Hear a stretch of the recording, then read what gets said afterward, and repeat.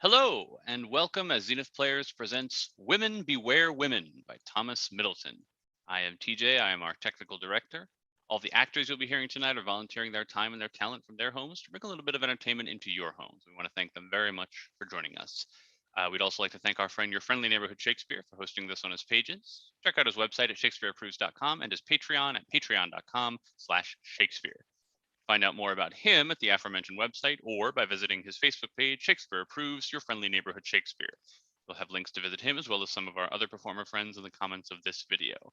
As always, we want to acknowledge and thank all of the medical professionals and essential workers who have been working tirelessly to keep us all as healthy and safe and vaccinated as possible. If you are interested in more information about our totally volunteer organization, check out our website, zenithplayers.com. Feel very free to check out a very attractive donations page. 100% of all donations go towards production costs, which these days consist of the various subscriptions that allow for these readings to happen.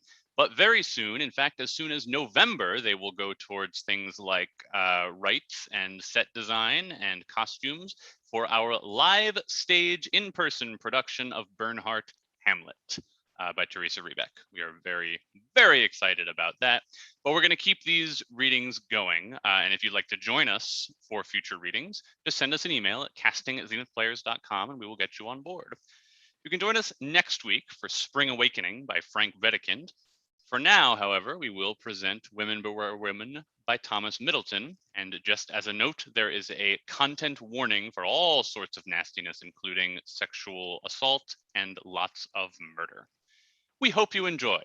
Caitlin Jurowitz as Livia, Paula K. Long as Bianca, Shakira Searle as Leoncio, Tanya Levitt-Spence as Leoncio's mother, John Elsenbeck as Guardiano, Mira Singer as The Ward, Andrew Gelos as Ippolito, Claire Bochenek as Fabrizio, Justine D'Souza as Sordido, and Andrea Atwood as Isabella in Women Beware Women.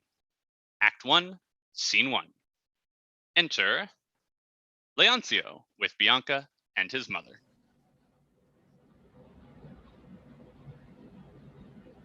Thy sight was never yet more precious to me. Welcome, with all the affection of a mother that comfort can express from natural love. Since thy birth joy, a mother's chiefest gladness, after she's undergone her curse of sorrows, thou wast not more dear to me than this hour, presents thee to my heart. Welcome again. Alas, poor affectionate soul, how her joys speak to me. I have observed it often, and I know it is the fortune among commonly of knavish children to have the lovingest mothers. What's this, gentlewoman? Oh, you have named the most unvalued purchase that youth of man had ever knowledge of. As often as I look upon that treasure and know it to be mine, there lies the blessing. It joys me that I ever was ordained to have a being and to live amongst men, which is a fearful living and a poor one. Let a man truly think on't. To have the toil and griefs of 80 years put up in a white sheet, tied with 2 knots. Methinks it should strike earthquakes and adulterers, when e'en the very sheets they commit sin in may prove, for aught they know, all their last garments. Oh, what a mark there were there for women then! But beauty, able to content a conqueror, whom earth could scarce content, keeps me in compass. I find no wish in me bent simply to this man's sister or to that man's wife. In love's name, let them keep their honesties and cleave to their own husbands. 'Tis their duties. Now, when I go to church, I could pray handsomely, nor come like gallants only to see faces, as if lust went to market still on Sundays. I confess I am guilty of one sin, mother, more than I brought into the world with me, but that I glory in. 'Tis theft, but noble as ever greatness yet shot up withal. How's that? Never to be repented, mother, though sin be death. If I had died, if I had not sinned, and here's my masterpiece. Do you now behold her? Look on her well. She's mine. Look on her better. Now say if not this be the best piece of theft that was ever committed. And I have my pardon for it. 'Tis sealed from heaven by marriage. Married to her? You must keep counsel, mother. I am undone else. If it be known, I have lost her. Do but think now what that loss is. Life's but a trifle to it. From Venice, her consent and I have brought her from parents great in wealth, more now in rage. But let storms spend their furies. Now we have got a shelter o'er our quiet, innocent loves. We are contented. Little money she's brought me, but view but her face, you may see all her dowry, save that which lies locked up in hidden virtues, like jewels kept in cabinets. You're to blame. If your obedience will give way to check, to wrong such a perfection. How? Such a creature, to draw her from fortune, which, no doubt, at the full time might have proved rich and noble. You know not what you have done. My life can give you, but little helps, and my death lesser hopes. And hitherto your own means has but made shift to keep you single, and that hardly too. What ableness have you to do her right then, in maintenance fit in her birth and virtues, which every woman of necessity looks for, and most to go above it, not confined by the conditions, virtues, bloods, or births, but flowing to affections and wills and humours. Speak low, sweet mother. You are able to spoil as many as come within the hearing. If it be not your fortune tomorrow, I have much to marvel. I pray, do not you teach her to rebel when she's in a good way to obedience, to rise with other women in commotion against their husband, for 6 gowns a year, and so maintain their cause when they're once up in all things else that require cost enough. They're all of them the kind of spirits soon raised, but not so soon laid, mother. As, for example, a woman's belly is got up in a trice. A simple charge ere it be to lay it down again. So ever, in all their quarrels and all their courses, and I'm a proud man, I hear nothing of them. They're very still, I thank my happiness, and sound asleep. Pray let not your tongue wake 'em. If you can but rest quiet, she's contented with all the conditions that my fortunes bring her to keep as close a wife as loves her husband, to go after the rate of my ability, not the licentious swinge of her own will, like some of her old schoolfellows. She intends to take out other works in a new sampler, and frame the fashion of an honest love which knows no wants. But mocking poverty brings forth more children to make rich men wonder at divine providence, that feeds mouths of infants and sends them none to feed, but stuffs their rooms with fruitful bags, their beds with barren wombs.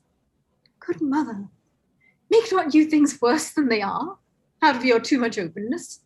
Pray take heed on it, nor imitate the envy of old people, but strive to mar good sport, because they are perfect. I would have you more pitiful to youth, especially to your own flesh and blood. I'll prove an excellent husband. Here's my hand. Lay in provision, follow my business roundly, and make you grandmother in 40 weeks. Go, pray salute her, bid her welcome cheerfully. Gentlewoman, thus much is a debt of courtesy, which fashionable strangers pay each other at a kind meeting. Then there's more than one. Due to the knowledge I have of your nearest, I am bold to come again, and now salute you by the name of a daughter, which may challenge more than ordinary respect. Why, this is well now, and I think few mothers of 80 will mend it. What I can bid you to welcome to is mean, but make it all of your own. We are full of wants and cannot welcome worth. Now this is scurvy, and spoke as if a woman lacked her teeth. These old folks talk of nothing but defects because they grow so full of them themselves. Kind mother, there is nothing can be wanting to hear that to her that does enjoy all her desires. Heaven send a quiet peace with this man's love, and I am rich as virtue can be poor, which were enough after the rate of mine to erect temples for content placed here. I have forsook friends, fortunes, and my country, and hourly I rejoice in't. Here's my friends, and few is the good number. Thy successes, howe'er they look, I will still name my fortunes. Hopeful or spiteful, they shall all be welcome. Who invites many guests has of all sorts, as he that traffics much. Drinks of all fortunes, yet they must all be welcome, and us used well. I'll call this place the place of my birth now, and rightly too, for here my love was born, and that's the birthday of a woman's joys. You have not bid me welcome since I came. That I did questionless. No, sure. How was't? I had quite forgot it. Thus. Oh, sir, 'tis true. Now I remember well. I have done thee wrong. Pray take it again, sir. Mwah. How many of these wrongs could I put up in an hour, and turn up the glass for twice as many more? Will't please you to walk in, daughter? Thanks, sweet mother. The voice of her that bare me is not more pleasing. Bianca, Nonatia's mother, exits. Though mine own care and my rich master's trust lay their commands both on my factorship, this day and night I'll know no other business but her and her dear welcome. 'Tis a bitterness to think upon tomorrow that I must leave her still to the sweet hopes of the week's end, that pleasure shall be so restrained and curbed after the course of a rich workmaster that never pays till Saturday night. Marry, it comes together in a round sum then, and does more good, you'll say. Oh, fair-eyed Florence, didst thou but know what a most matchless jewel thou art now mistress of, a pride would take thee, able to shoot destruction through the bloods of all thy youthful sons. But 'tis great policy to keep great choice treasures in obscurest places. Should we show thieves our wealth, 'twould make 'em bolder. Temptation is a devil will not stick to fasten upon a saint. Take heed of that. The jewel is cased up from all men's eyes. Who could imagine now a gem were kept of that great value under this plain roof? But how in times of absence? What assurance of this restraint then? Yes, yes, there's one with her. Old mothers know the world, and such as these, when sons lock chests, are good to look to keys. He exits. Scene 2. Enter Guardiano, Fabrizio, and Livia.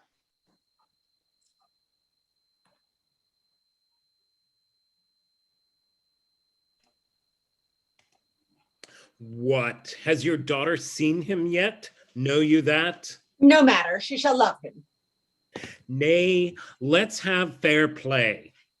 He has been now my ward some 15 year, and 'tis my purpose, as time calls upon me by custom seconded with more moral virtues, to tender him a wife. And now, sir, this wife I'd fain elect out of a daughter of yours. You see my meaning's fair. If now this daughter should offer to refuse him, I were't handselled. Thus am I fain to calculate all my words for the meridian of a foolish old man to take his understanding. What do you answer, sir? I say, still she shall love him. Yet again. And shall she have no reason for this love? Why do you think that women love with reason? I perceive fools are not at hours foolish, no more than wise men wise. I had a wife. She ran mad for me. She had no reason for it. For aught I could perceive, What think you, lady sister? It was a fit match, that being both out of their wits, a loving wife, it seemed, she strove to come as near you as she could. And if her daughter prove not mad for love too, she takes not after her, nor after me. If she prefer reason before my pleasure, you're an experienced widow, lady sister. I pray let your opinion come amongst us. I must defend you then, if truth will do it, and take my niece's part, and call it injustice to force her love to one she never saw. Maids should both see and like, all little enough if they love truly after that as well. Counting the time she takes one man till death, that's a hard task, I tell you. But one may inquire at 3 years' end amongst young wives, and mark how the game goes. Why, is not man tied to the same observance, lady sister, and in one woman? 'Tis enough for him. Besides, he tastes of many sundry dishes that we poor wretches never lay our lips to, as obedience forsooth, subjection, duty, and such kickshaws, all of our making, but served into them. And if we lick a finger, then sometimes we are not to blame. Your best cooks use it. Thou'rt a sweet lady, sister, and witty. Oh, witty! Oh, the bud of commendation, fit for a girl of 16. I am blown, man. I should be wise by this time. And for instance, I have buried my 2 husbands in good fashion, and never mean more to marry. No. Why so, lady? Because the 3rd shall never bury me. I think I am more than witty. How think you, sir? I have paid often fees to a counsellor has had a weaker brain. Then I must tell you your money was soon parted. Light her now, brother. Where is my niece? Let her be sent for straight if you have any hope to approve a wedding. 'Tis fit i' faith she should have one sight of him, and stop upon it, and be not joined in haste, as if they went to stalk a new-found land. Look out her uncle, and you're sure of her. Those 2 are ne'er asunder. They've been heard in argument at midnight. Moonshine nights are noondays with them. They walk out their sleeps, or rather at those hours appear like those that walk in 'em, for they did to me. Look you, I told you truth. They're like a chain. Draw but one link, all follows. Oh, affinity! What piece of excellent workmanship art thou? 'Tis work clean wrought, for there's no lust but love in it. And that abundantly, when in stranger things there is no love at all, but what lust brings. On with your mask, for 'tis your part to see now and not be seen. Go to, make use of your time. See what you mean to like, and I charge you like what you see. Do you hear me? There's no dallying. The gentleman almost 20, and 'tis time he were getting lawful heirs, and you a breeding on 'em. Father, Tell me not of tongues and rumors. You'll say the gentleman is somewhat simple, the better for a husband, were you wise. For those that marry fools live ladies' lives. On with the mask, I'll hear no more. He's rich, the fool's hid under bushels. Not so hidden either. But here's a foul great piece of him, methinks. What will he be when he comes all together? Enter the ward with a trapstick and his man Sordido. Beat him? I beat him out of the field with his own catstick, yet gave him the first hand. Oh, strange. I did it. Then he set jacks on me.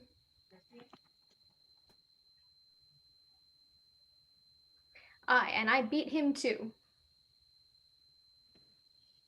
Nay, that's no wonder. He's used to beating. Nay, I tickled him when I came once to my tippings. Now you talk on him. There was a poulterer's wife made a great complaint of you last night to your gardener, that you struck a bump in her child's head as big as an egg. An egg may prove a chicken, then in time the poulterer's wife will get bite. When I am in game, I am furious. Came my mother's eyes in my way, I would not lose a fair end. No, were she alive, but with one tooth in her head, I should venture the striking out of that. I think of nobody when I am in play. I am so earnest. Codes me, my gardenier. Prithee, lay upon my cat and catstick safe. Where, sir? In the chimney corner? Chimney corner. Yes, sir, your cats are always safe in the chimney corner. Unless they burn their coats. Marry, that I am afraid on. Why then, I will bestow your cat in the gutter, and there she's safe, I am sure. If I but live to keep a house, I'll make thee a great man, if meat and drink can do it. I can stoop gallantly and pitch out when I list. I'm a dog at a hole. I marveled my gardenier does not seek a wife for me. I protest I'll have a bout with the maids else, or contract myself at midnight to the larder woman in presence of a fool and a sack posset. Ward! I feel myself after any exercise horribly prone. Let me but ride, I'm lusty, a cock horse straight of faith. Why? Word, I say! I'll forswear eating eggs on moonshine nights. There's ne'er a one I eat but turns into a cock in 24 hours. If my hot blood be not took down in time, sure 'twill crow shortly. Do you hear, sir? Follow me. I must new school you. School me? I scorn that now. I am past schooling. I am not so base to learn to write and read. I was born to better fortunes in my cradle. How do you like him, girl? This is your husband. Like him or like him not, wench, you shall have him, and you shall love him. Oh, soft there, brother. Though you be a justice, your warrant cannot be served out of your liberty. You may compel out of the power of a father things merely harsh to a maid's flesh and blood. But when you come to love, there's the soil alters. You're in another country, where your laws are no more set by than the cacklings of geese in Rome's great capital.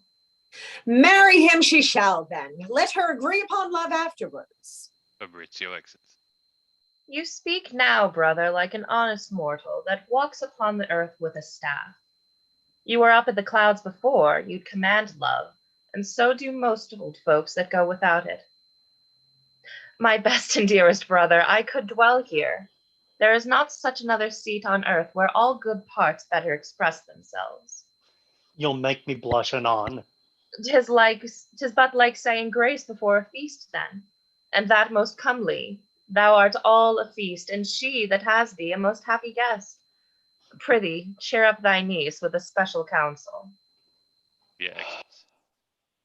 I would 'twere fit to speak to her what I would, but 'twas not a thing ordained, heaven has forbid it, and 'tis most meet that I should rather perish than the decree divine receive least blemish.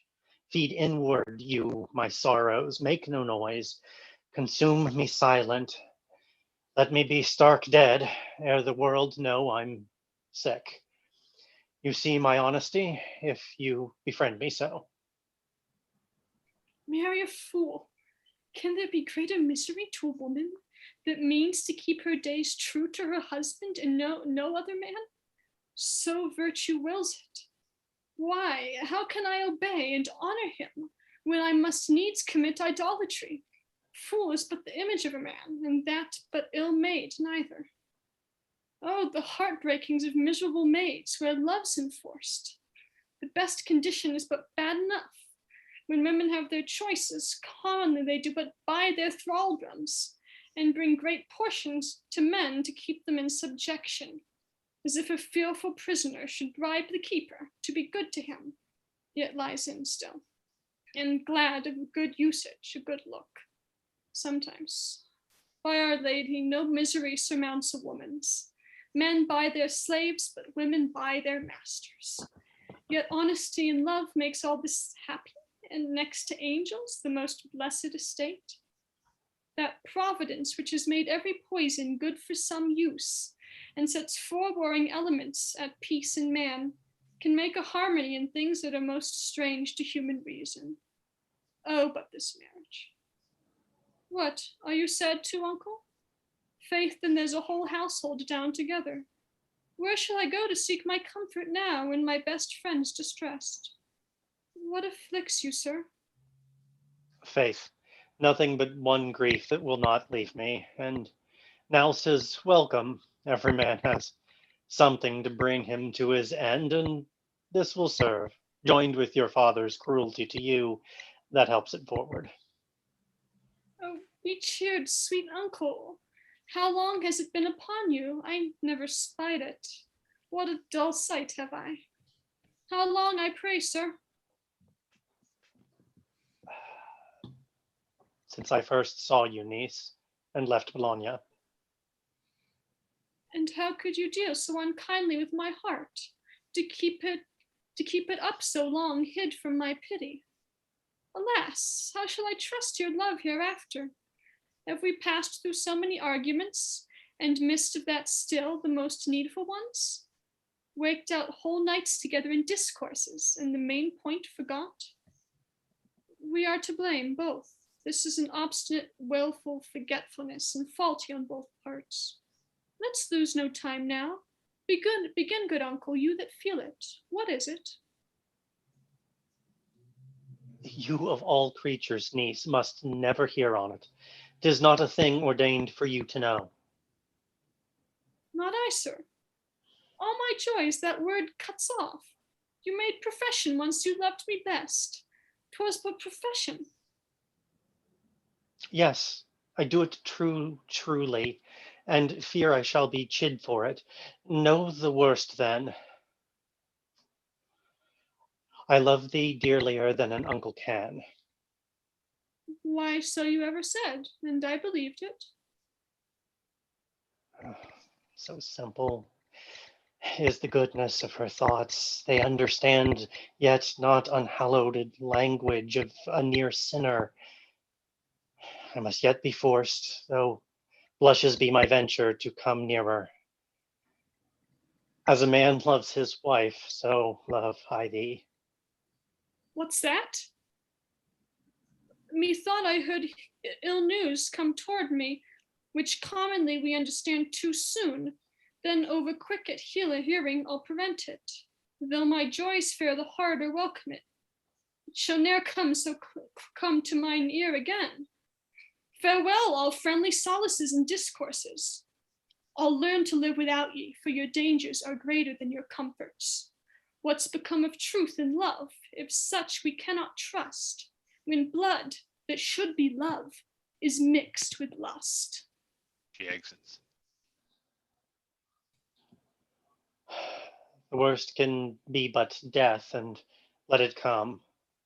He that lives joyless, every day's his doom. He exits. Scene 3.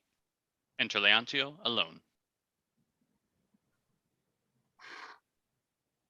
Methinks I am e'en as dull now at departure as men observe great gallants the next day after a revel. You shall see 'em look much of my fashion if you mark 'em well. 'Tis e'en a second hell to part from pleasure when man has got a smack on't.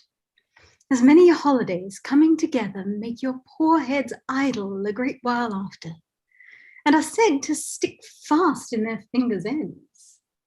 And so it is game in a new married couple. For the time it spoils all thrift, and indeed lies abed to invent all the new ways for great success. Bianca and Leontio's mother are discovered standing at a window above. See, and she be not got on purpose now into the window to look after me.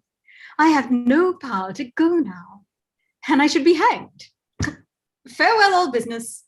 I desire no more than I see yonder. Let the goods at Key look to themselves. Why should I toil my youth out? It is but begging 2 or 3 years sooner, and stay with her continually. Is to match? Aye. What a religion have I leapt into? Get out again for shame. The man loves best when his cares most. That shows his zeal to love. Fondness is but the idiot to affection, that plays at hot cockles with rich merchants' wives. Good to make sport withal when the chest's full and the long warehouse cracks. 'Tis time of day for us to be more wise.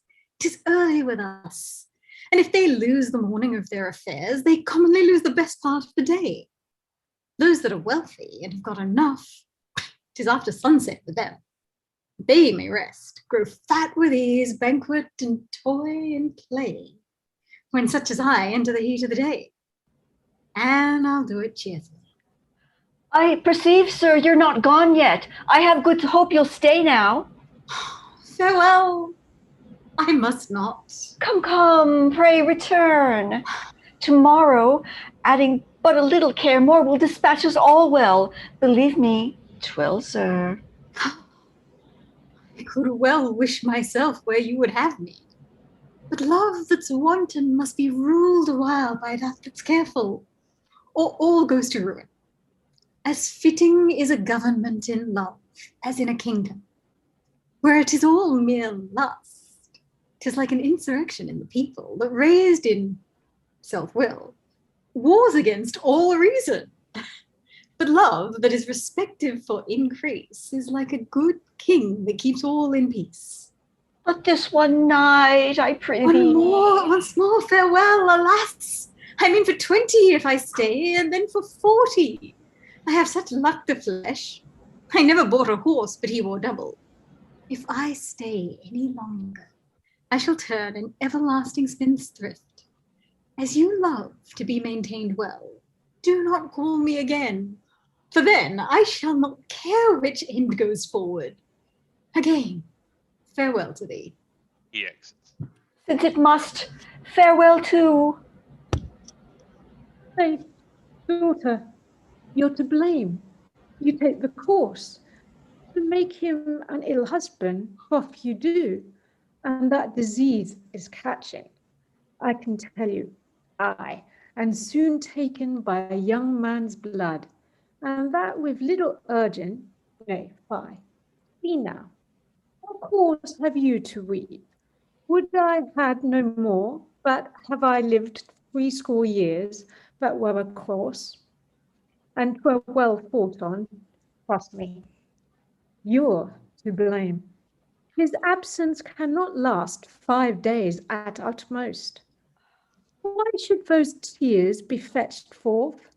Cannot love be e'en as well as expressed in a good look? But I must see her face till in a fortune. It shows like a country maid dressing her head by a dish of water. Come, 'tis an old custom to weep for love. Enter 2 or 3 boys and a citizen or two with an apprentice. Now they come. Now they come. The Duke. The States. How near, boy? The next street, sir, hard at hand.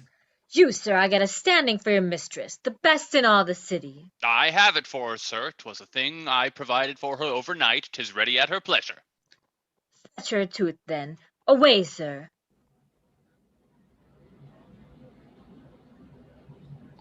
What's the meaning of this hurry? Can you tell, mother? What a memory have I! I see by that years come upon me. Why, 'tis a yearly custom and solemnity, religiously observed by the Duke and States to St. Mark's Temple, the 15th of April. See if my dull brains had not quite forgot it. 'Was happily questioned of thee. I had gone down else, sat like a drone below, and never thought on it.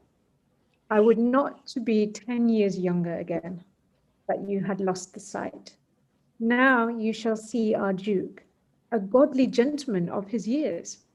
Is he old then? About some 55? That's no great age in a man. He's then at best for wisdom and for judgment.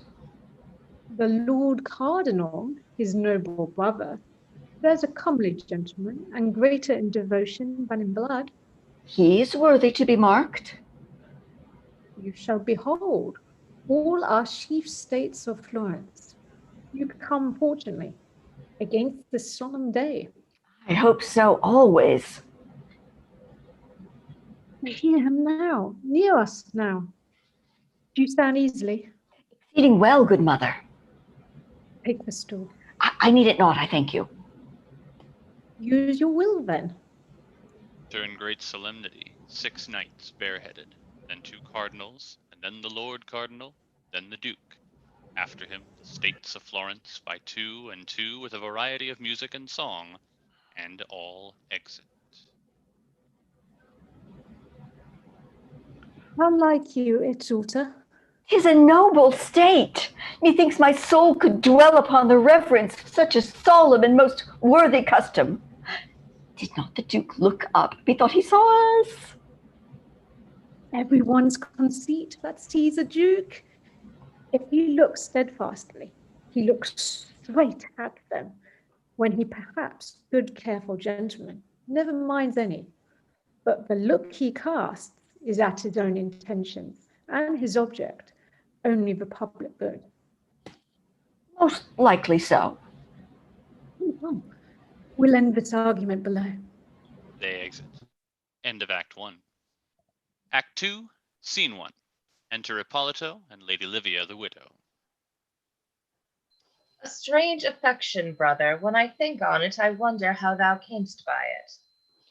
E'en as easily as man comes by destruction, which oftentimes he wears in his own bosom. Is the world so populous in women, and creation so prodigal in beauty, and so various? Yet does love turn thy point to thine own blood? 'Tis somewhat too unkindly. Must thy eye dwell evilly on the fairness of thy kindred, and seek not where it should?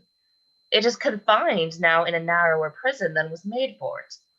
It is allowed a stranger, and where bounty is made the great man's honor, 'tis ill husbandry to spare, and servants shall have small thanks for it. So he, heaven's bounty, seems to scorn and mock, that spares free means and spends of his own stock. Ne'er was man's misery so soon sewed up, counting how truly. Nay, I love you so that I shall venture much to keep a change from you, so fearful as this grief will bring upon you. Faith, it even kills me when I see you faint under a reprehension, and I leave it, though I know nothing can be better for you. Prithee, sweet brother, let not passion waste the goodness of thy time and of thy fortune. Thou keep'st the treasure of that life I love as dearly as mine own. And if you think my former words too bitter, which were ministered by truth and zeal, 'tis but a hazarding of grace and virtue. And I can bring forth as pleasant fruits as sensuality wishes in ale her teeming longings. This I can do.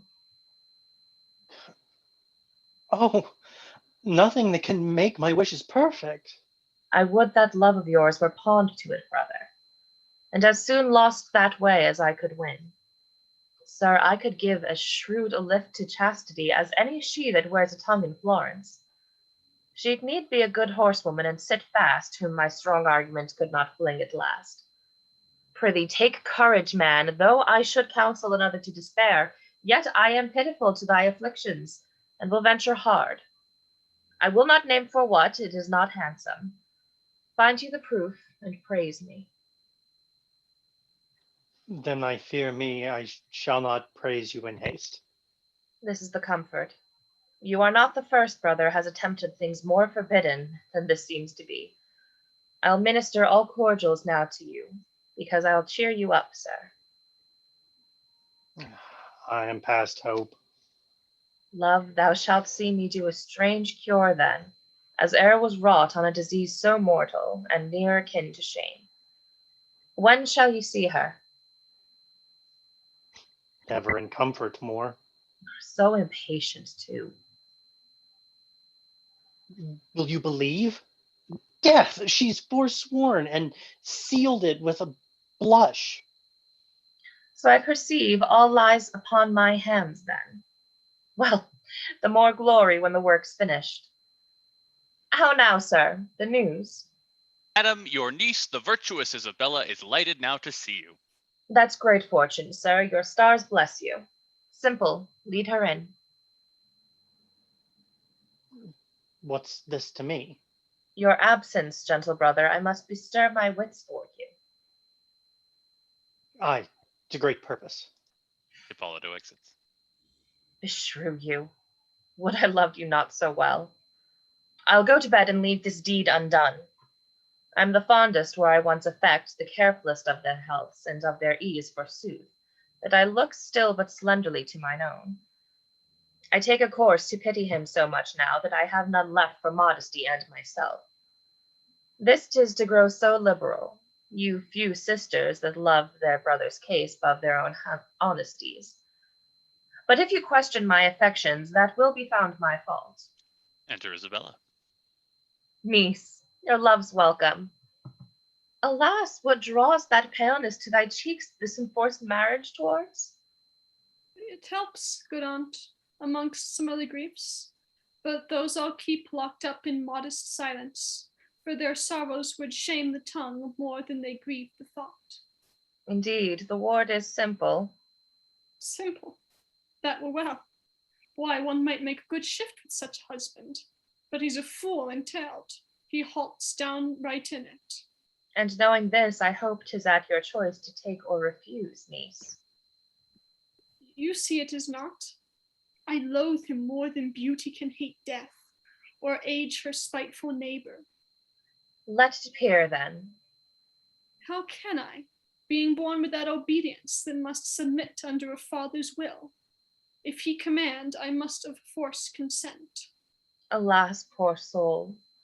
Be not offended, prithee, if I set by the name of niece a while, and bring in pity in a stranger fashion.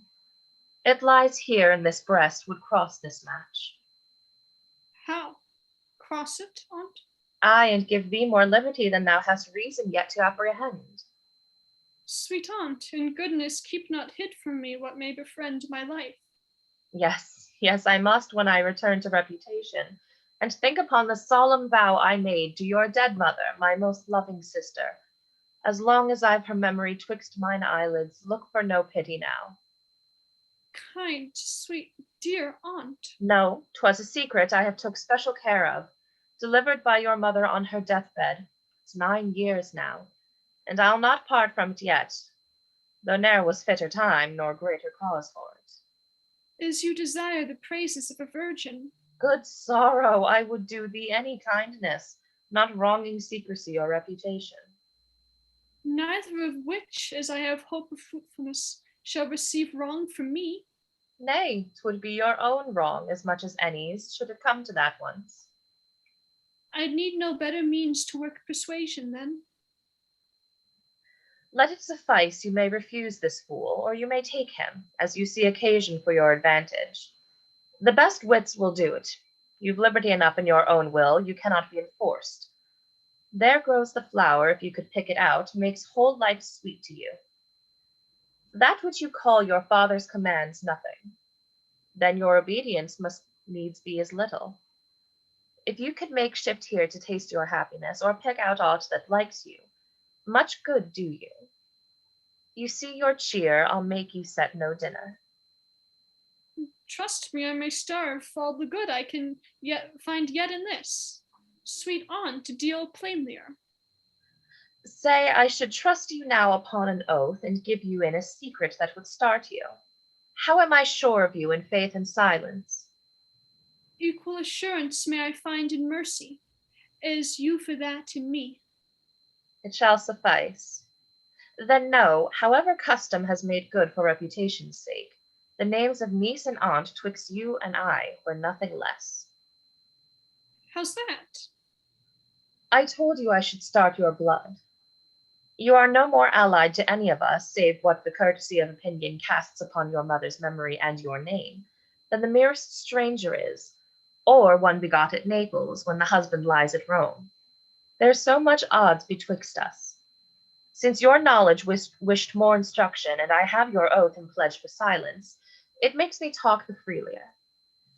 Did never the report of that famed Spaniard, Marquis of Coria, since your time was ripe for understanding, fill your ear with wonder? Yes, what of him? I have heard his deeds of honor often related when we lived in Naples. You heard the praises of your father, then? My father? That was he. But all the business so carefully and so discreetly carried that fame received no spot by it, not a blemish. Your mother was so wary to her end, none knew it but her conscience and her friend, till penitent confession made it mine, and now my pity yours. It had been long else, and I hope care and love alike in you make good by oath. Will see it take no wrong now. How weak his commands now, whom you call father. How vain all his enforcements, your obedience. And what a largeness in your will and liberty to take or to reject or to do both. For fools will serve to father wise men's children. All this you've time to think on. Oh, my wench, nothing o'erthrows our sex but indiscretion. We might do well else of a brittle people, as any under the great canopy. I pray forget not, but to call me aunt still. Take heed of that, it may be marked in time else. But keep your thoughts to yourself from all the world, kindred or dearest friend. Nay, I entreat you from him that all this while you have called uncle, and though you love him dearly, as I know his deserts claim as much e'en from a stranger, yet let not him know this. I prithee, do not. As ever thou hast hope of second pity, if thou shouldst stand in need on't, do not do it. Believe my oath, I will not. Why, well said. Who shows more craft to undo a maidenhead? I'll resign my part to her. She is thine own. Go. Alas, fair flattery cannot cure my sorrows. Livia exits. Have I passed so much time in ignorance, and never had the means to know myself till this blessed hour? Thanks to her virtuous pity that brought it now to light. Would I had known it but one day sooner, he had then received in favors what poor gentleman he took in bitter words, a slight and harsh reward for one of his deserts. There seems to me now more anger and distraction in her looks. I'm gone. I'll not endure a second storm. The memory of the first is not yet past. You returned, you comforts of my life. In this man's presence I will keep you fast now, and sooner part eternally from the world than my good joys in you. Pray thee, forgive me. I did but chide and jest. The best loves use it sometimes. It sets an edge upon affection when we invite our best friends to a feast. 'Tis not all sweetmeats that we set before them. They're somewhat sharp and salt, both to whet appetite and make them taste their wine well. So methinks, after a friendly, sharp, and savory chiding, a kiss tastes wondrous well, and both the grape. How thinkest thou, does it not?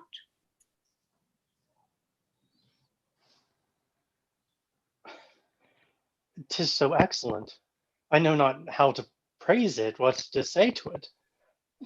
This marriage shall go forward. With the ward, are you in earnest?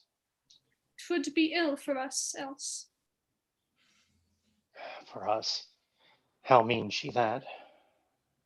Troth, I begin to be so well, methinks, within this hour, for all this match able to kill one's heart. Nothing can pull me down now. Should my father provide a worse fool yet, which I should think were a hard thing to compass, I'd have him now. The worse the better. None can come amiss now if you want wit enough. So discretion love me, desert and judgment I have content sufficient. She that comes once to be a housekeeper must not look every day to fare well, sir, like a young waiting gentlewoman in service, for she feeds commonly as her lady does. No good bit passes her, but she gets a taste on it. But when she comes to keep house for herself, she's glad of some choice cates then once a week, or twice at most, and glad if she can get them. So must affection learn to fare with thankfulness. Pray make your love no stranger, sir, that's all, though you be one yourself, and know not on it, and I have sworn you must not. Gigs. This is beyond me. Never came joy so unexpectedly to meet desires in man. How came she thus? What has she done to her? Can any tell? 'Tis beyond sorcery, this, drugs or love powders, some art that has no name, sure.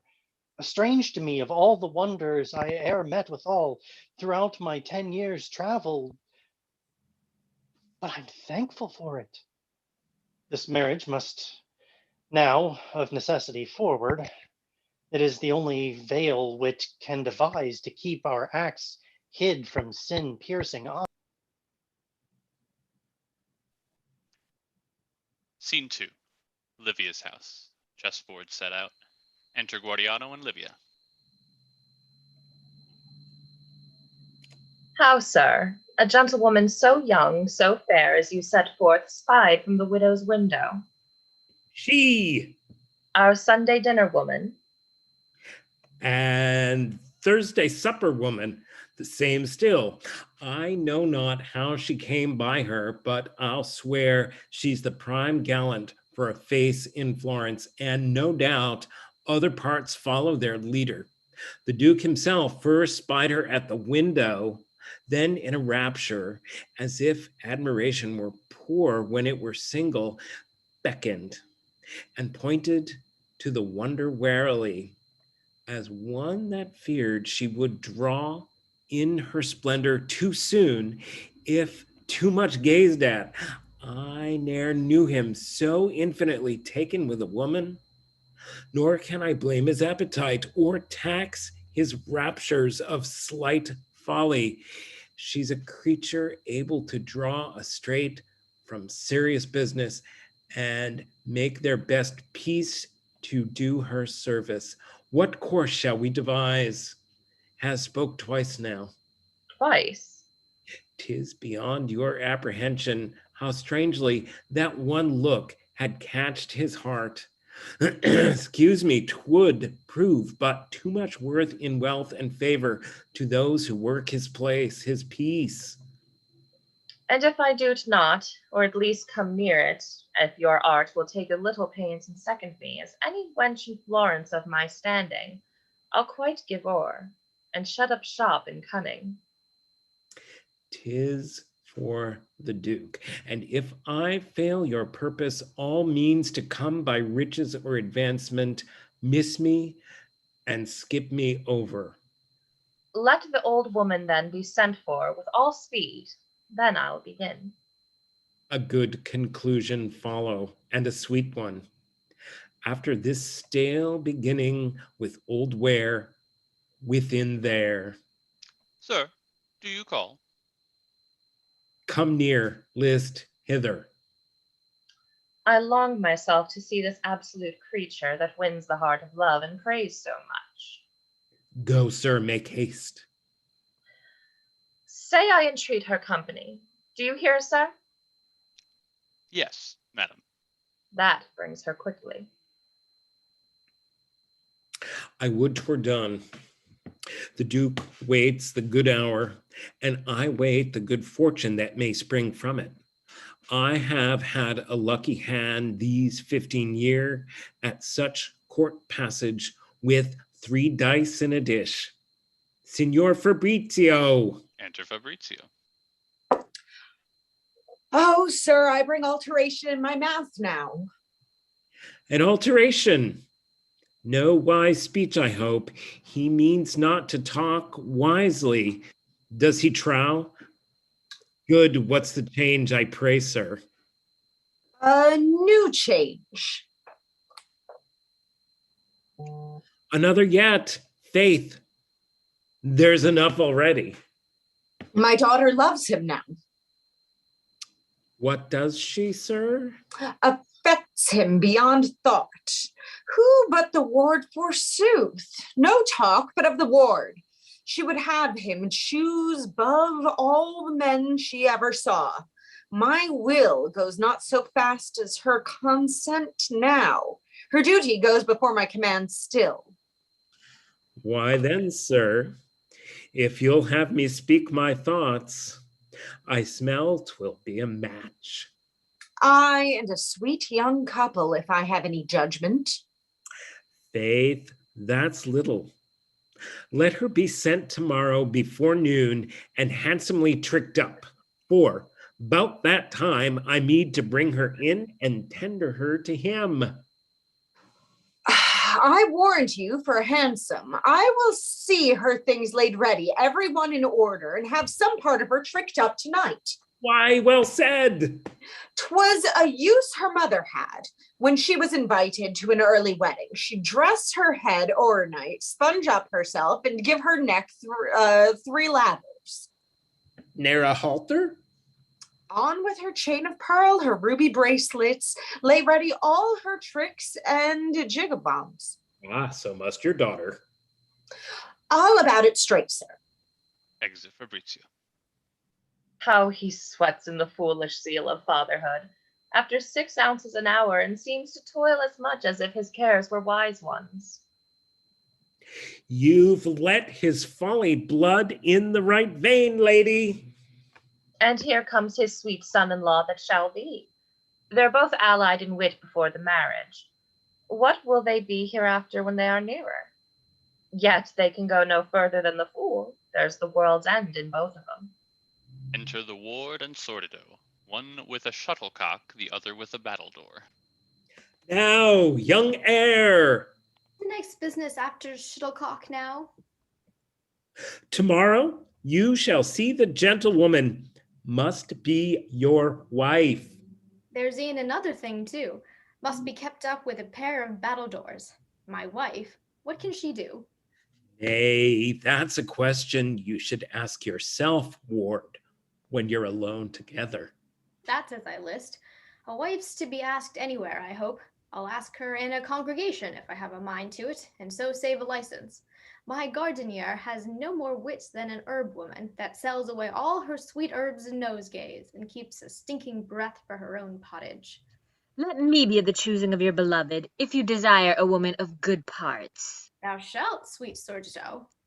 I am a plaguy guest. Let me alone to see what she is. If I but look upon her way, I know all the faults to a hair that you may refuse her for.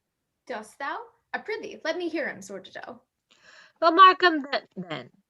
I have 'em all in rhyme. Wife your gardener ought to tender, should be pretty, straight, and slender. Her hair not short, her foot not long, her hand not huge, nor too loud her tongue. No pearl in eye, nor ruby in her nose, no burr nor cut, but what the catalogue shows. She must have teeth, and that no black ones, and kiss most sweet when she does smack once. Her skin must be both white and plump, her body straight, not hopper rumped, or wriggle sideways like a crab. She must be neither slut nor drab, nor go too splayfoot with her shoes, to make her smock lick up the dews. And 2 things more, which I forgot to tell ye. She neither must have bumpin' back nor belly. These are the faults that will not make her pass.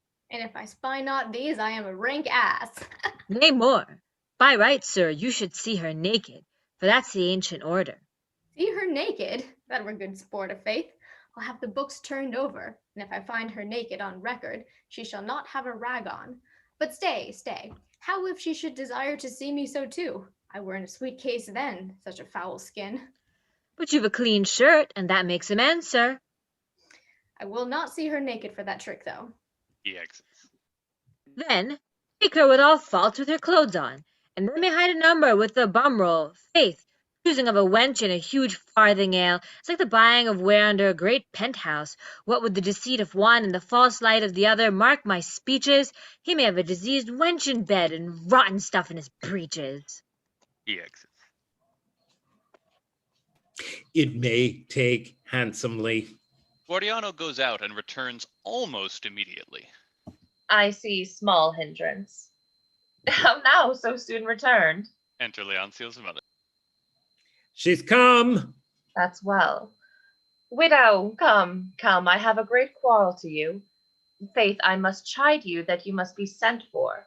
You make yourself so strange, never come at us, and yet so near a neighbor and so unkind.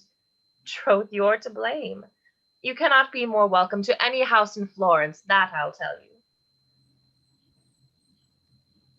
My thanks must needs acknowledge so much, madam.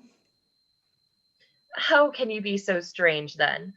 I sit here sometimes whole days together without company, when business draws this gentleman from home, and should be happy in society, which I so well affect as that of yours. I know you're alone too. Why should not we, like two kind neighbors then, supply the wants of one another, having tongue discourse, experience in the world, and such kind helps to laugh down time and meet age merrily? Age, madam, you speak mirth. 'Tis at my door, but a long journey from your ladyship yet. My faith, I'm 39. Every stroke, wench, and 'tis a general observation mongst knights, wives, or widows. We account ourselves then old when young men's eyes leave looking at's. 'Tis a true rule amongst us, and ne'er failed yet in any but in one that I remember. Indeed, she had a friend at 49. Marry, she paid well for him, and in the end he kept a queen or two with her own money, that robbed her of her plate and cut her throat. She had her punishment in this world, madam, and a fair warning to all other women that they live chaste at 50. Aye, or never, wench. Come, now I have thy company, I will not part with till after supper. Yes, I must crave pardon, madam. I swear you shall stay supper.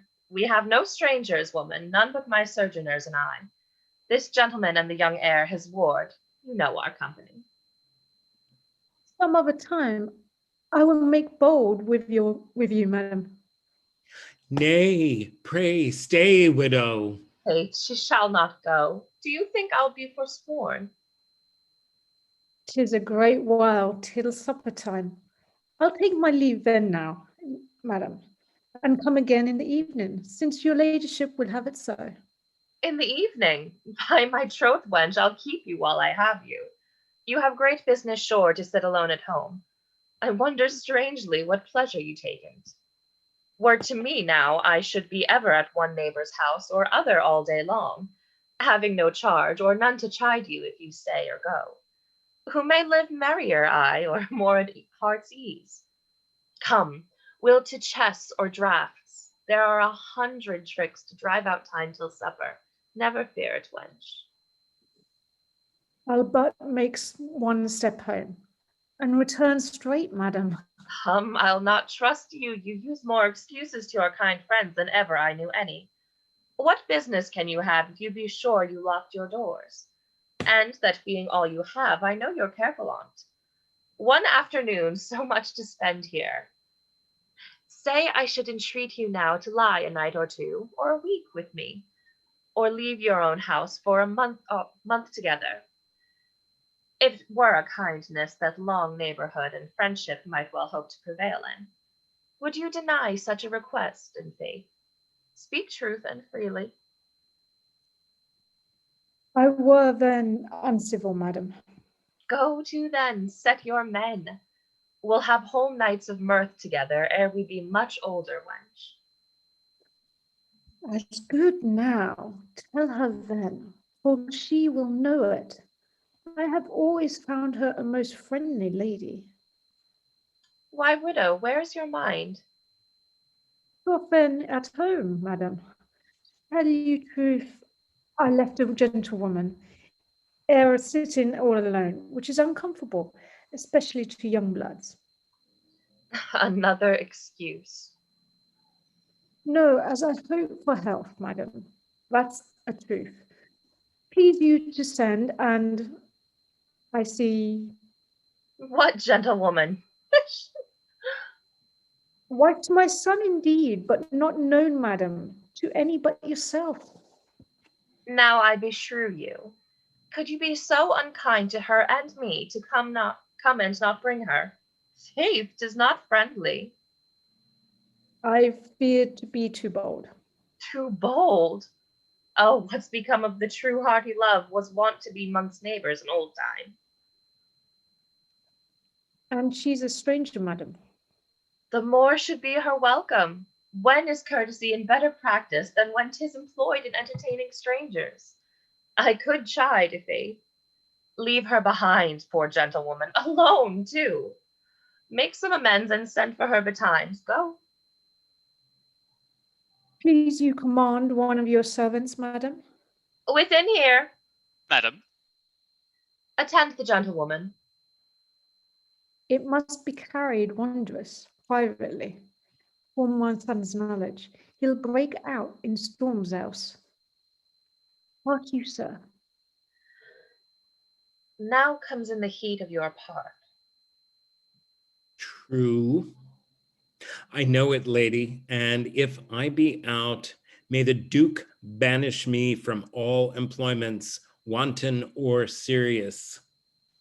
So, have you sent, widow? Yes, madame. He's almost at home by this. And faith, let me entreat you, that henceforward all such unkind faults may be swept from friendship, which does but dim the lustre.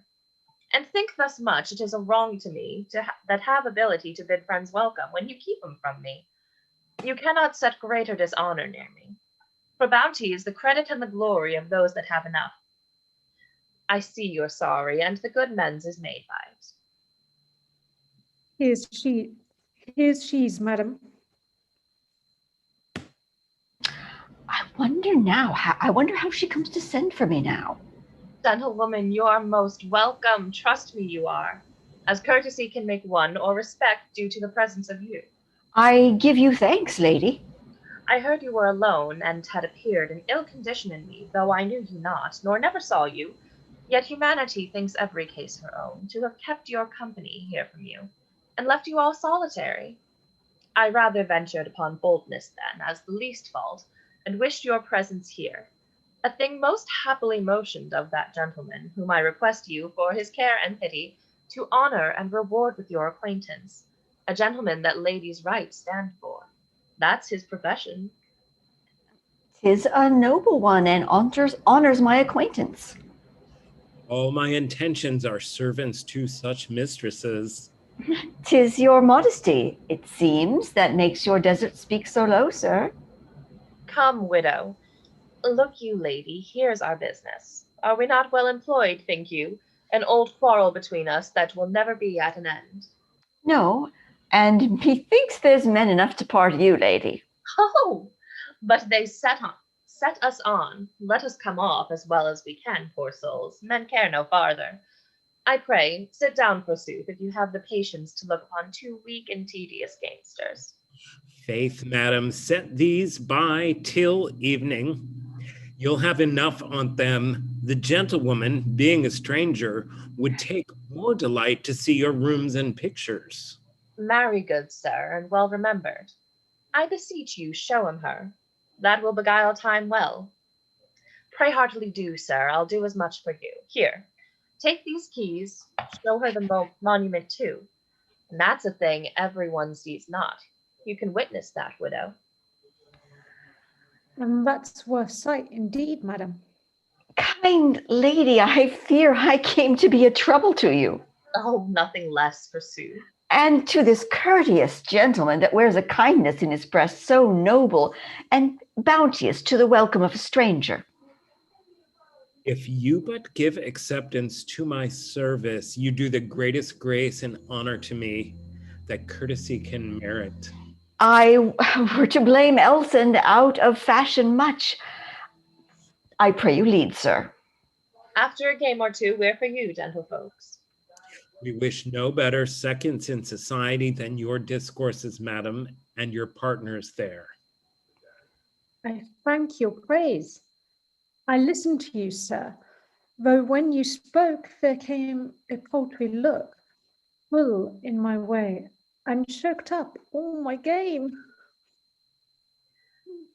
Alas, poor widow, I shall be too hard for thee. You're cunning at the game, I'll be sworn, madam. It will be found so ere I give you over. She that can place her man well, As you do, madam. as I shall, wench, can never lose her game. Nay, nay, the Black King's mine, Cry you mercy, madam. and this my queen. I see it now. Here's a duke will strike a sure stroke for the game anon. Your pawn cannot come back to relieve itself. I know that, madam. You play well the whilst, how she belies her skill. I hold 2 ducats, I'll give you check and mate to your white king. Simplicity itself, your saintish king there. And now, lady, I have seen the fall of subtly jest on. Aye, but Simplicities receives 2 for 1. What remedy but patience? Enter Gordiano and Bianca in a gallery above. Trust me, sir, mine eye never met with finer ornaments. Nay, livelier, I'm persuaded neither Florence nor Venice can produce. Sir, my opinion takes your part highly. There's a better piece yet than all these. Duke appears. Not possible, sir. Believe it. You'll say so when you see it. Turn but your eye now. You're upon it presently. He exits. Oh, sir. He's gone, beauty. Look not after him. He's but a vapor that when the sun appears is seen no more. He takes hold of her. Oh, treachery to honor. Prithee, tremble not. I feel thy breast shake like a turtle panting under a loving hand that makes much of it. Why are you fearful? As I'm friend to brightness, there's nothing but respect and honor near thee. You know me, you have seen me. There's a heart can witness I have seen thee. The more's my danger. The more's thy happiness. Strive not, sweet. This strength were excellent employed in love now, but here 'tis spent amiss. Strive not to seek thy liberty and keep me still in prison. Faith, you shall not out till I'm released now. We'll be both freed together, or stay still by it. So is captivity pleasant? Oh, my lord! I am not here in vain. Have but the leisure to think on that. Thou'lt be soon resolved. The lifting of thy voice is but like one that does exalt his enemy, who proving high lays all the plots to confound him and raised him. Take warning, I beseech thee. Thou seemest to me a creature so composed of gentleness and delicate meekness, such as bless the faces of figures that are drawn for goddesses, and makes art proud to look upon her work. I should be sorry the least force should lay an unkind touch upon thee. Oh, my extremity! My lord, what seek you? Love. 'Tis gone already, I have a husband.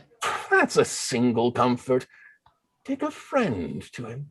That's a double mischief, or else there's no religion. Oh, do not tremble at fears of thine own making. No, or great Lord, make me not bold with death and deeds of ruin, because they fear not you. Me they must fright, that I am best in health, should thunder speak and none regard it. It had lost the name, and were as good be still. I'm not like those that take their soundest sleeps in greatest tempests. Then wake I most to the weather fearfulest, and call for strength to virtue. Sure, I think thou know'st the way to please me. I affect a passionate pleading above an easy yielding, but never pitied any. They deserve none that will not pity me. I can command, think upon that. Yet if thou truly knew'st the infinite pleasure my affection takes in gentle, fair entreatings, when love's businesses are carried courteously twixt heart and heart, you'd make more haste to please me. Why should you seek, sir, to take away that you cannot give? But I give better in exchange, wealth, honor. She that is fortunate in a duke's favor lights on a tree that bears all women's wishes. If your own mother saw you pluck fruit there, she would commend your wit and praise the time of your nativity. Take hold of glory. Do not I know you've cast away your life upon necessities, means merely doubtful to keep you in indifferent health and fashion, a thing I heard too lately and soon pitied. Can you be so much your beauty's enemy, to kiss away a month or two in wedlock, and weep whole years in wants forever after? Come, play the wise wench and provide forever. Let storms come when they list. They find thee sheltered. Should any doubt arise, let nothing trouble thee. Put trust in our love for the managing of all to thy heart's peace. We'll walk together and show a thankful joy for both our fortunes. Did I not say my Duke would fetch you over, widow? I think you spoke in earnest when you said it, madam.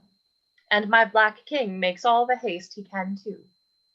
Well, madam, we may meet with him in time yet. I have given thee blind maid twice. You may see, madam, my eyes begin to fail. I'll swear they do, wench.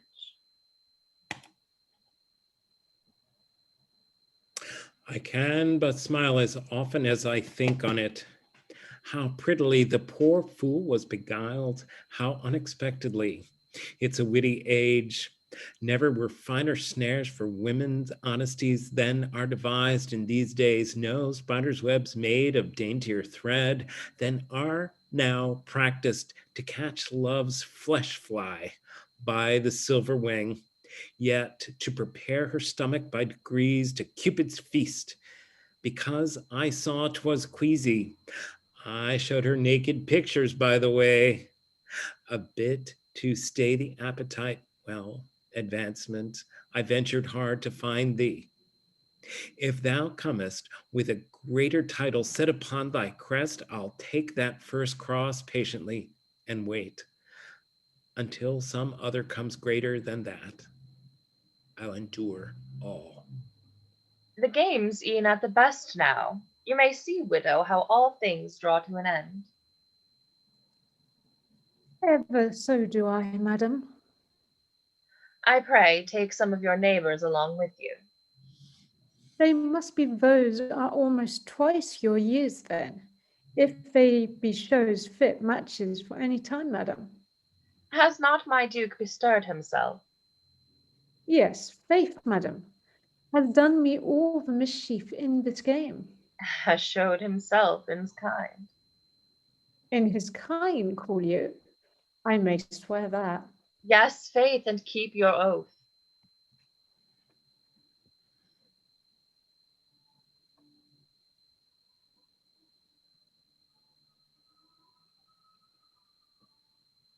Hark, list, there's somebody coming down. 'Tis she. Now, bless me from a blasting. I saw that now. Fearful work for any woman's eye to look on. Infectious mists and mildews hung at eyes. The weather of a doomsday dwelt on him. Yet since mine honor's leprous, why should I preserve that fair that caused the leprosy? Come, poison, all at once. Thou, in whose baseness the bane of virtue broods, I'm bound in soul eternally to curse thy smooth-browed treachery that wore the fair veil of a friendly welcome, and I a stranger. Think upon, 'tis worth it.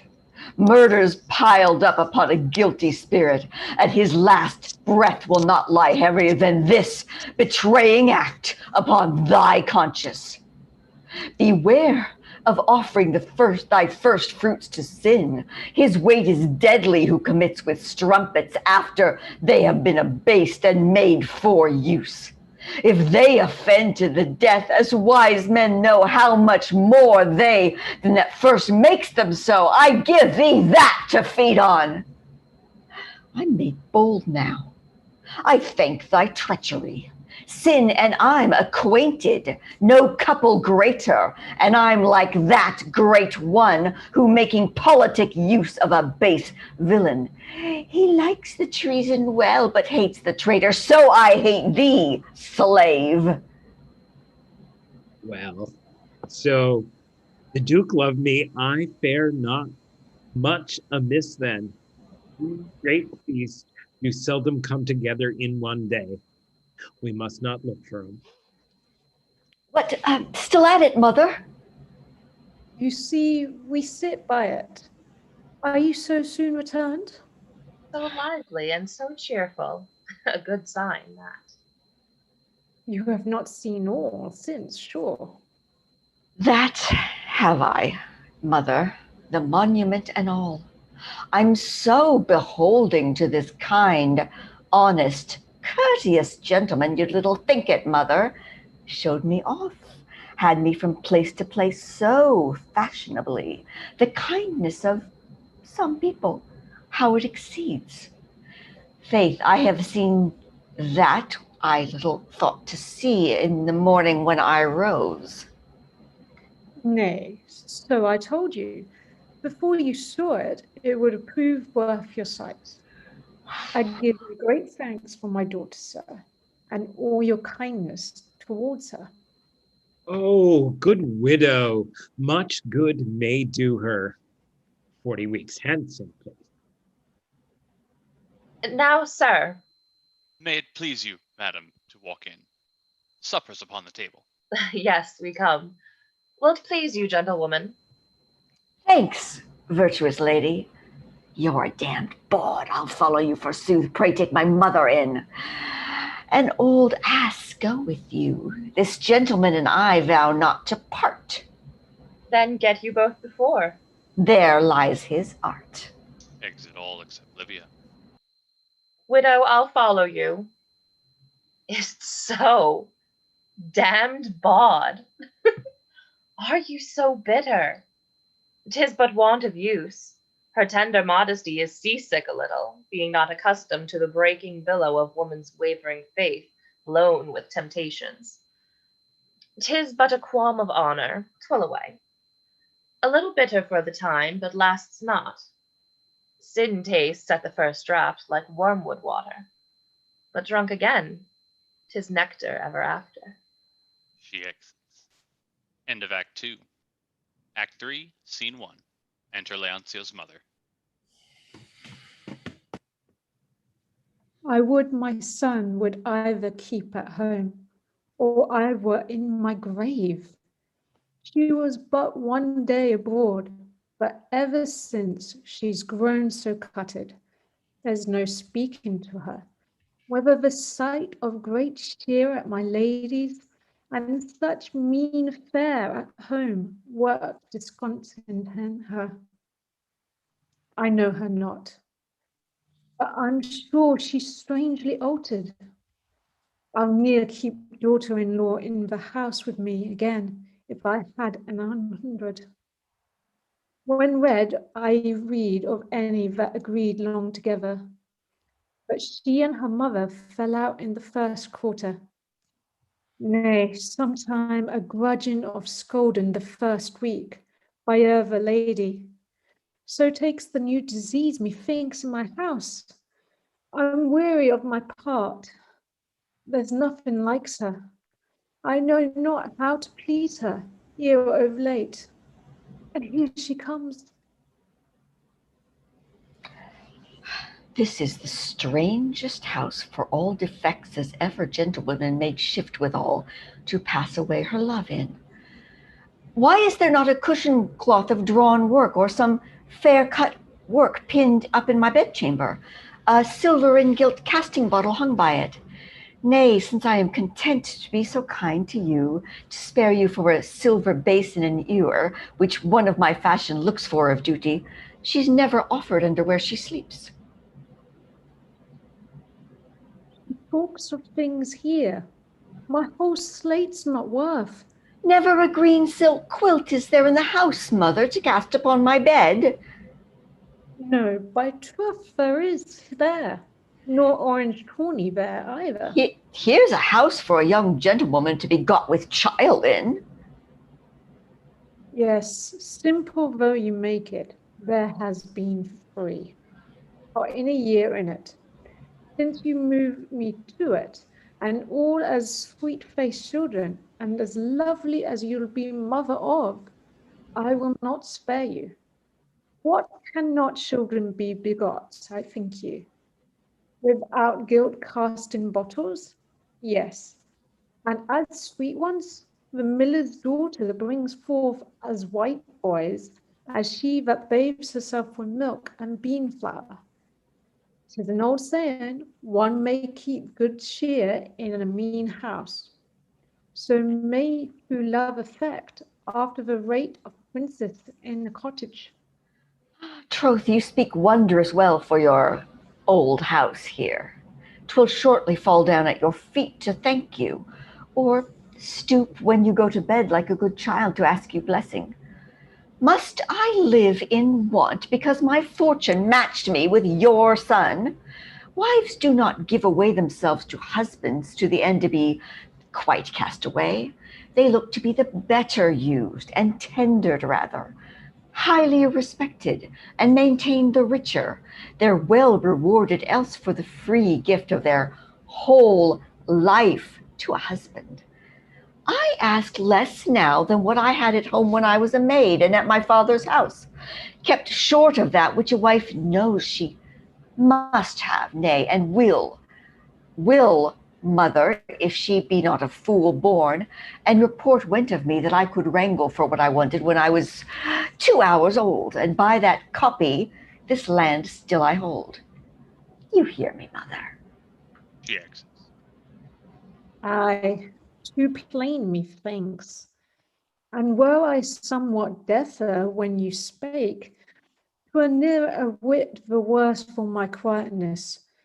'Tis the most suddenest, strangest alteration, and the most subtlest than e'er wit at 3 score was puzzled to find out. I know no cause for it, but she's no more like the gentleman woman at first than I am like her that ne'er lay with man yet. And she's a very young thing, wherever she be. When she first lightened here, I told her then how mean she should find all things. She was pleased, forsooth, none better.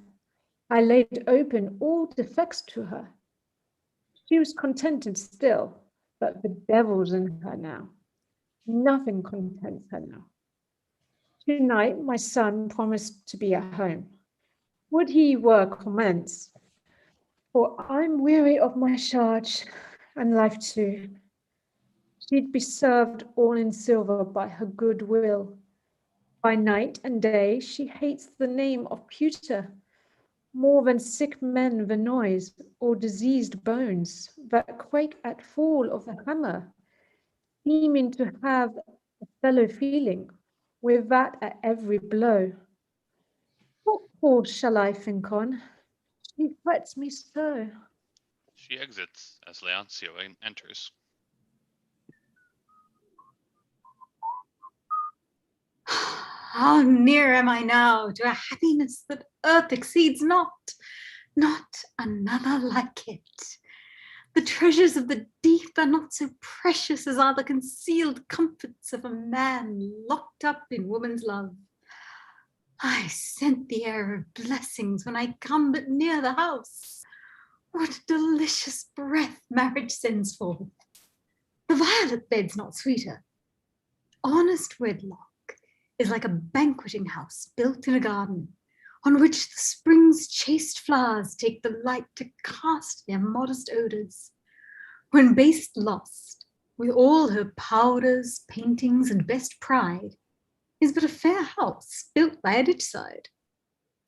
When I behold a glorious, dangerous strumpet, sparkling in beauty and destruction too, both at a twinkling, I do liken straight her beautified body to a goodly temple that's built on vaults where carcasses lie rotting. And so, little and by little, I shrink back again and quench desire with a cool meditation. And I'm as well, methinks.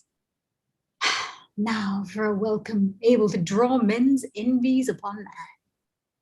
A kiss now that will hang upon my lip, as sweet as morning dew upon a rose, and full as long. After a 5 days' fast, she'll be so greedy now and cling about me. I take care how I shall be rid of her. And here it begins. Enter Bianca and Leoncio's mother. Oh, sir, you're welcome here. Oh, is he come? I'm glad on it. Is that all?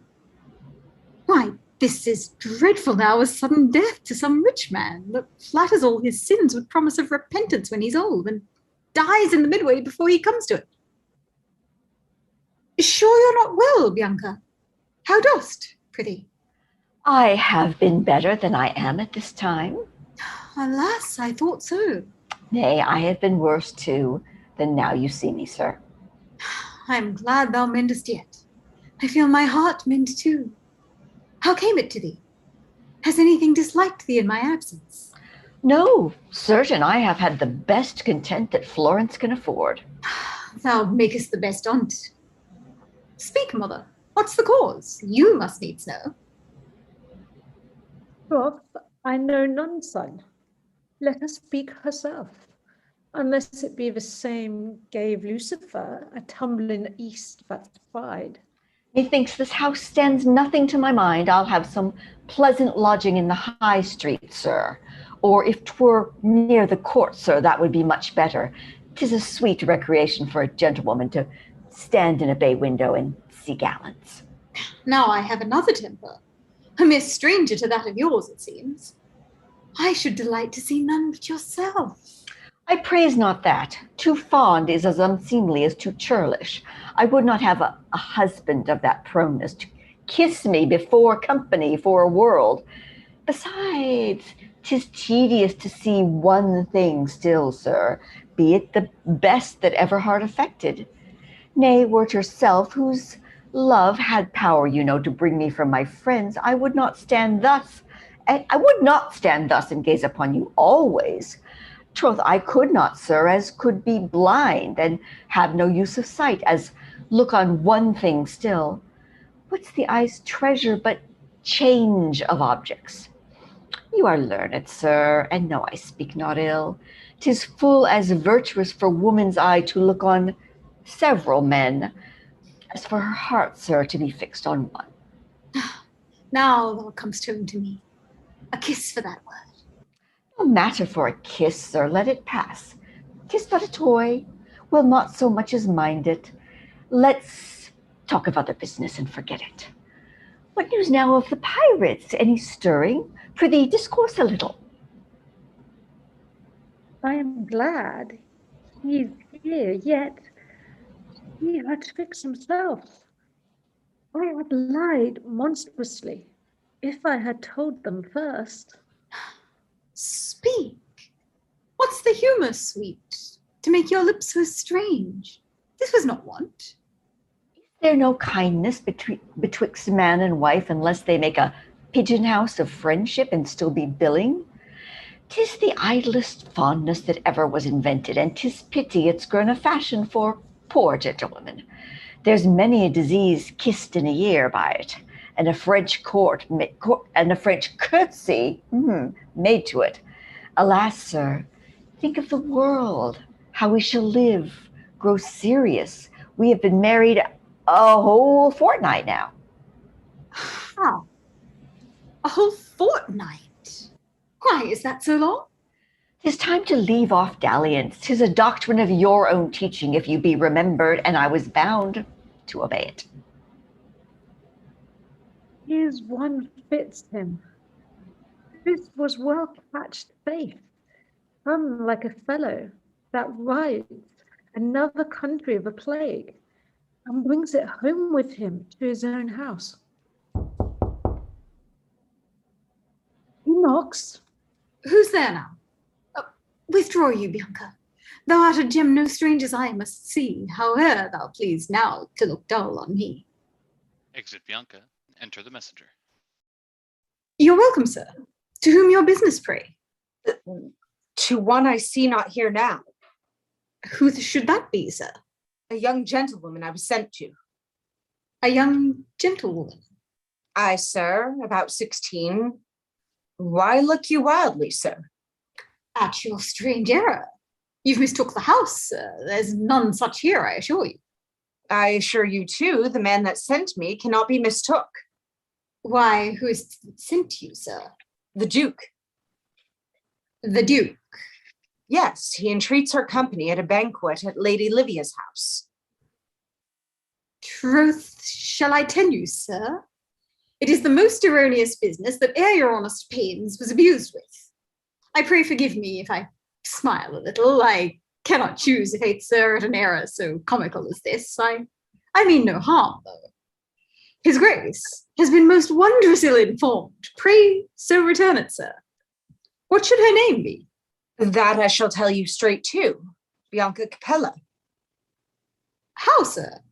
Bianca? What do you call father? Capella? Sir, it seems you should know no such then. Who should this be? I ne'er heard of the name. Then 'tis a sure mistake. What if you inquired in the next street, sir? I saw gallants there in the new houses that are built of late. 10 to 1, there you find her. Nay, no matter. I will return the mistake and seek no further. Use your own will and pleasure, sir. You're welcome. What shall I think of first? Come forth, Bianca. Thou art betrayed, I fear me. Enter Bianca. Betrayed? How, sir? The Duke knows thee. Knows me? How know you that, sir? Has got thy name. Aye, and my good name, too. That's the worst of the twain. How comes this work about? How should the Duke know me? Can you guess, mother? Not I, with all my wits. For we kept house close. Kept close? Not all the locks in Italy can keep you women so. You have been gadding and ventured out at twilight to the court green yonder, and met the gallant bowlers coming home, without your masks too, both of you. I'll be hanged else. Thou hast been seen, Bianca, by some stranger. Never excuse it. I'll not seek the way, sir. Do you think you married me to mew me up not to be seen? What would you make of me? A good wife, nothing else. Why, so are some that are seen every day, else the devil take 'em. No more, then. I believe all virtuous in thee without an argument. 'Twas but thy hard chance to be seen somewhere. There lies all the mischief. But I have devised a riddance. Now, I can tell you, son, the time and place. When? Where? What wits have I when you last took your leave? If you remember, you left us both at window. Right, I know that. And not the third part of an hour after the Dukes passed by in a great solemnity to St. Mark's Temple, and to my apprehension he looked up twice to the window. Oh, there quickened the mischief of this hour. If you can call it mischief, it is a thing I fear I am conceived with. Looked he up twice, and could you take no warning? Why, once may do as much harm, son, as 1,000. Do not know one spark has fired a house, as well as the whole furnace? My heart flames for it. Yes, let's be wise and keep all smothered closely. I have bethought a means. Is the door fast? I locked it myself, after him. You know, mother, at the end of the dark parlour, there's a place so artificially contrived for a conveyance. No search could ever find it. When my father kept in for manslaughter, it was his sanctuary. There will I lock my life's best treasure up, Bianca. Would you keep me closer yet? Have you the conscience? You best e'en choke me up, sir. You make me fearful of your health and wits. You cleave to such wild courses. What's the matter? Why are you so insensible of your danger to ask that now? The Duke himself has sent for you to Lady Livia's, to a banquet, forsooth. Now, I beshrew you heartily, has he so? And you, the man, would never yet vouchsafe to tell me till now. You show your loyalty and honesty at once, and so, farewell, sir. Bianca, whither now? Why, to the Duke, sir. You say he sent for me? But thou dost not mean to go, I hope. No. I shall prove unmannerly, rude, and uncivil, mad, and imitate you. Come, mother, come. Follow his humor no longer. We shall all be executed for treason shortly. Not I, faith. I'll first obey the Duke, and taste of a good banquet. I'm of my thy mind. I'll step but up, and fetch 2 handkerchiefs, to pocket up some sweetmeat, and overtake thee. She exits. Why, here's an old wench would trot into a bawd now for some dry sucket or a colton marchpane. She exits. Oh, thou the ripe time of man's misery, Wedlock, when all his thoughts like overladen trees crack with the fruits they bear, in cares, in jealousies. Oh, that's a fruit that ripens hastily after 'tis nipped to marriage. It begins as soon as the sun shines upon the bride a little to show colour. Blessed powers! Whence comes this alteration? The distractions, the fears and doubts it brings are numberless, and yet the cause I know not. What a peace has he that never marries? If he knew the benefit he enjoyed, or had the fortune to come and speak with me, he should know then the infinite wealth he had, and discern rightly the greatness of his treasure by my loss. Nay, what a quietness has he above mine, that wears his youth out in a strumpet's arms, and never spends more care upon a woman than at the time of lust, but walks away. And if he find her dead at his return, his pity is soon done. He breaks a sigh in many parts, and gives her but a piece on it. But all the fears, shames, jealousies, costs, and troubles, and still renewed cares of a marriage bed, live in the issue when the wife is dead. Enter the messenger. A good perfection to your thoughts. The news, sir. Though you were pleased of late to pin the error on me, you must not shift another in your stead too. The Duke has sent me for you. How? For me, sir? I see then 'tis my theft. We're both betrayed. Well, I'm not the first to stolen away a maid. My countrymen have used it. I'll along with you, sir. They exit. Scene 2. Livia's house. A banquet prepared. Enter Guardiano and the ward. Take you a special note of such a gentlewoman. She's here on purpose. I have invited her father, and her uncle to this banquet. Mark her behavior well. It does concern you. And what her good parts are, as far as time and place can modestly require a knowledge of, shall be laid open to your understanding. You know, I'm both your guardian and your uncle. My care of you is double ward and nephew, and I'll express it here. Faith, I should know her now by her mark among 1,000 women. A little pretty deft and tidy thing, you say? Right? With a lusty sprouting sprig in her hair? Thou guess the right way still. Take one mark more. Thou shalt ne'er find her hand out of her uncle's, or else his out of hers.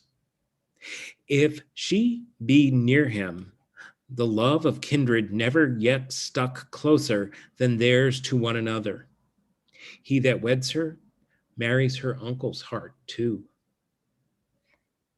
Say you so, sir?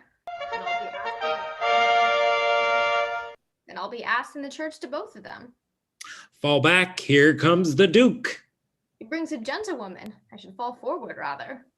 Enter the Duke, leading in Bianca, followed by Fabrizio, Hippolito, Livia, Leontio's mother, Isabella, and attendants. Bianca, of purpose sent into the world to show perfection once in a woman. I believe henceforward they have every one a soul to, against all the uncourteous opinions that man's uncivil rudeness ever held of them. Glory of Florence, light into mine arms. Yon comes a grudging man will chide you, sir. The storm is now in's heart, and would get nearer, and fall here if it durst. It pours down yonder. If that be he, the weather shall soon clear. List, I'll tell thee how.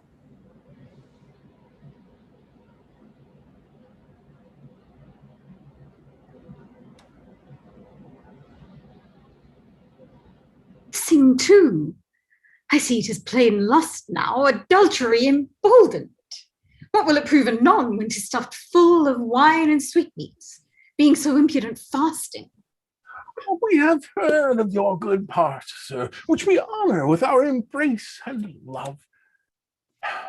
Is not the captainship of Rowen's citadel since the late deceased supplied by any no? By none, my lord. Well, take it then. The place is yours then, and as faithfulness and desert grows, our favor shall grow with it. Rise now, the captain of our fort at Rouen. The service of whole life give your grace thanks. Come, sit, Bianca. This is some good yet, and more than e'er I looked for. A fine bit to stay a cuckold's stomach. All preferment that springs from sin and lust, it shoots up quickly as gardeners' crops do in the rottenest grounds.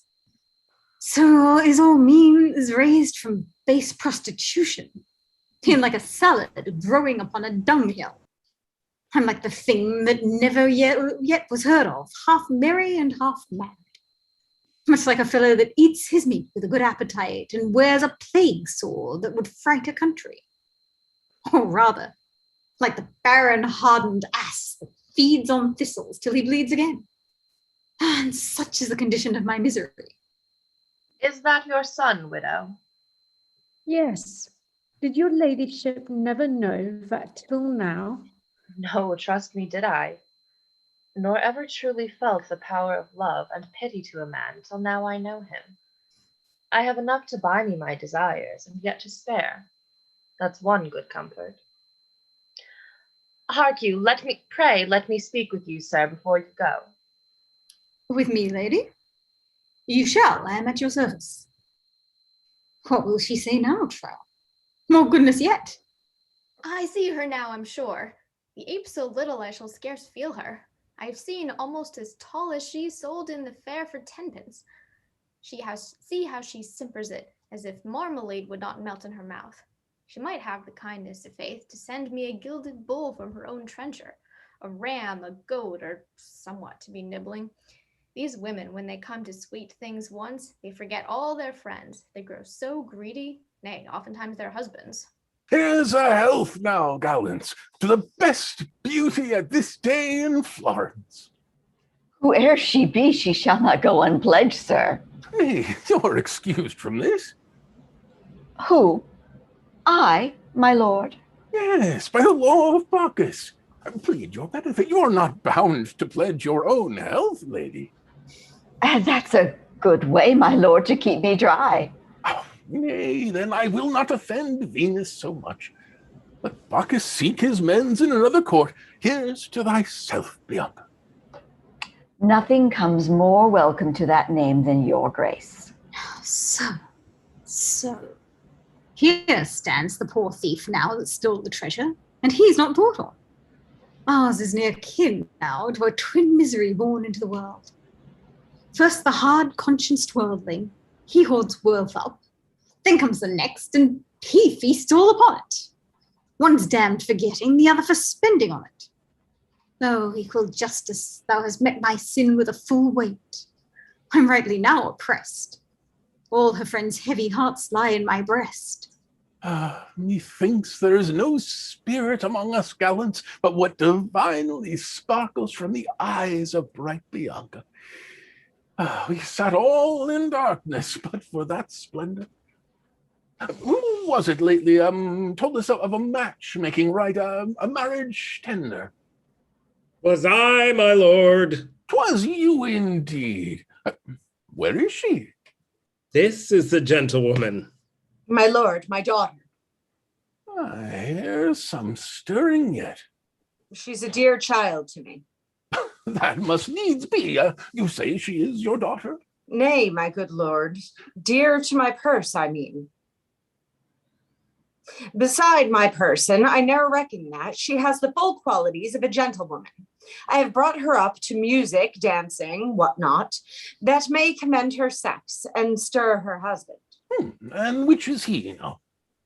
This young heir, my lord. What is he brought up to? Bat and trap. My lord, he's a great ward, wealthy, but simple. His parts consist in acres. Oh, wise acres. You've spoke him in a word, sir. Alas, poor gentlewoman, she's ill-bested unless she's dealt the wiselier and laid in more provision for her youth. Fools will not keep in summer. No, nor such wives from whores in winter. Yea, the voice too, sir.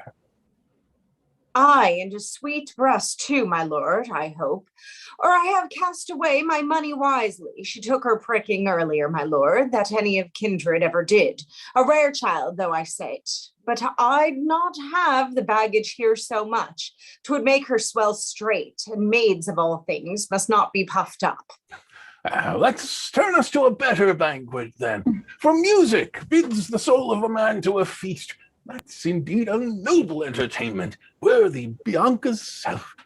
You shall perceive, beauty, our Florentine damsels are not brought up idly.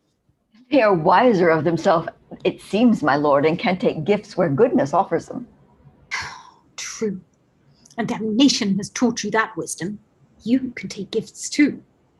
Oh, that music mocks me. I am as dumb to any language now but love's, as one that never learned to speak. I am not yet so old, but he may think of me.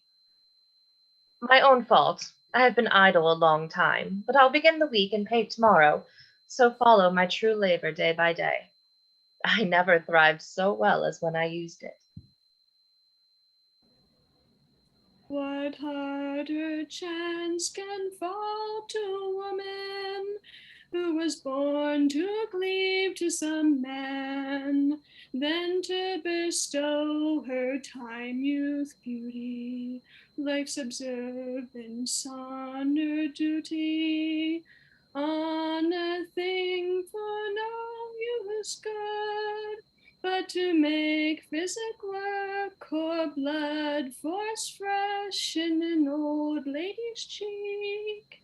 She that would be mother of fools, let her compound with me. Here's a tune indeed. Pish. I'd rather hear one ballad sung in the nose now of the lamentable drowning of fat sheep and oxen than all these simpering tunes played upon a cat's guts and sung by little kitlings. How like you her breast now, my lord? Her breast? He talks as if his daughter had given suck before she were married, as her betters have. The next he praises sure will be her nipples. Methinks now, such a voice to such a husband, it's like a jewel of unvalued worth, hung at a fool's ear. May it please your grace to give her leave to show another quality. Marry, yes, many good ones as you will, sir. The more, the better welcome. But the less, the better practiced. That soul's black indeed that cannot commend virtue. But who keeps it? The extortioner will say to a sick beggar, heaven comfort thee, though he give none himself. This good is common. Will it please you now, sir, to entreat your ward to take her by the hand and lead her in a dance before the Duke? That will I, sir. 'Tis needful, hark you, nephew. Nay, you shall see, young heir, what you've for your money, without fraud or imposture. Dance with her, not I, sweet gardener. Do not urge my heart to it. 'Tis clean against my blood. Dance with a stranger? Let whose will do it. I'll not begin first with her. No, fear it not, fool. She's her. Why, who shall take her then? Some other gentleman. Look, there's your uncle, a fine timbered reveler. Perhaps he knows the manner of her dancing too. I'll have him do it before me. I have sworn, gardener, then may I learn the better. Thou be an ass still. Aye, all that, uncle, shall not fool me out. Psh, I'll stick closer to myself than so. I must entreat you, sir, to take your niece and dance with her. My ward's a little willful. He would have you show him the way. Me, sir.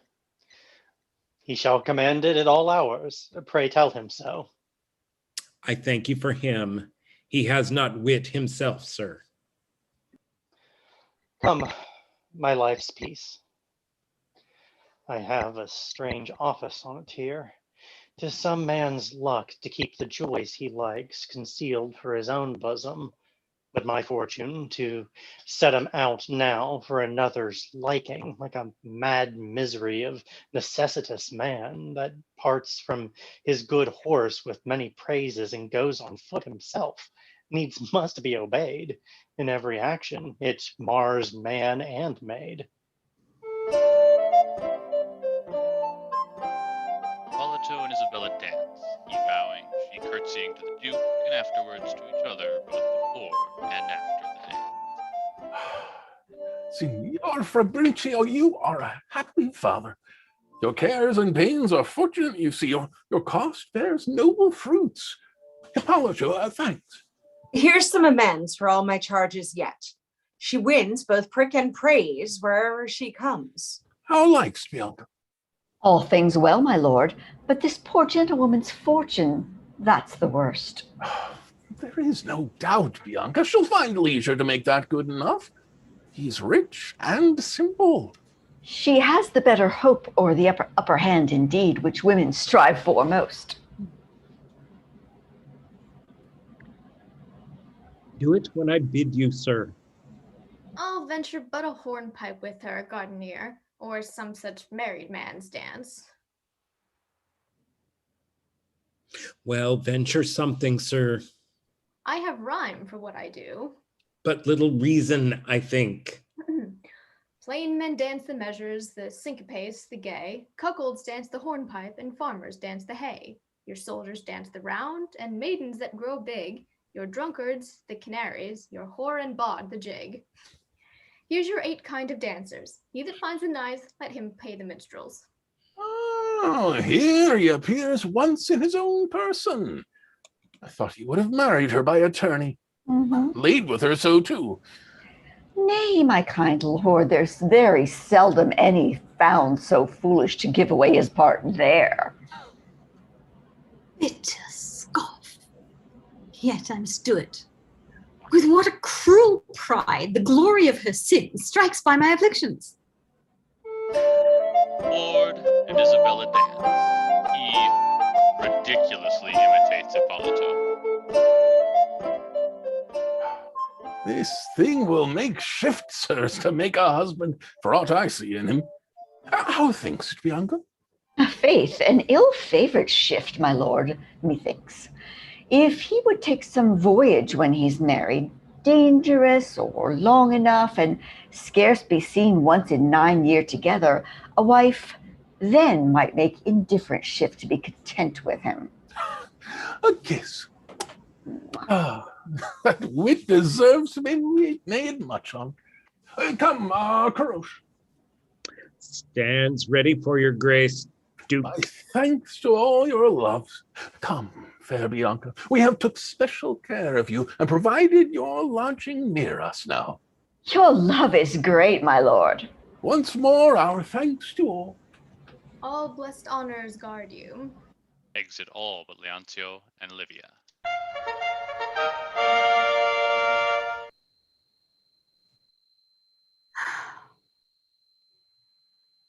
Hast thou left me then, Bianca? Utterly?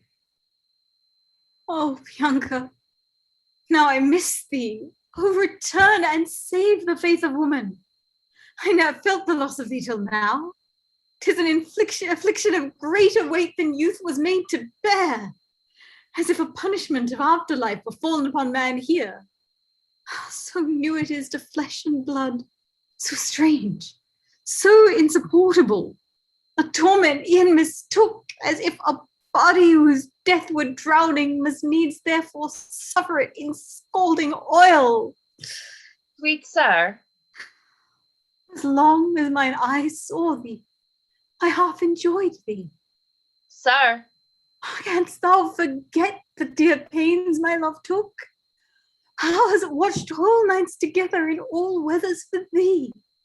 Yet stood in heart more merry than at the tempest that sung about mine ears. like dangerous flatterers that can set all their mischief to sweet tunes, and then received thee from thy father's window into these arms at midnight. We embraced as if we had been statues only made for it, to show art's life. So silent were our comforts, and kissed as if our lips had grown together. This makes me madder to enjoy him now. Canst thou forget all this, and better joys that we met after this, which their new kisses took pride to praise? I shall grow madder yet, sir. This cannot be but of some close boards working. Cry mercy, lady. What would you say to me? My sorrow makes me so unmannerly. So comfort bless me. I had quite forgot you.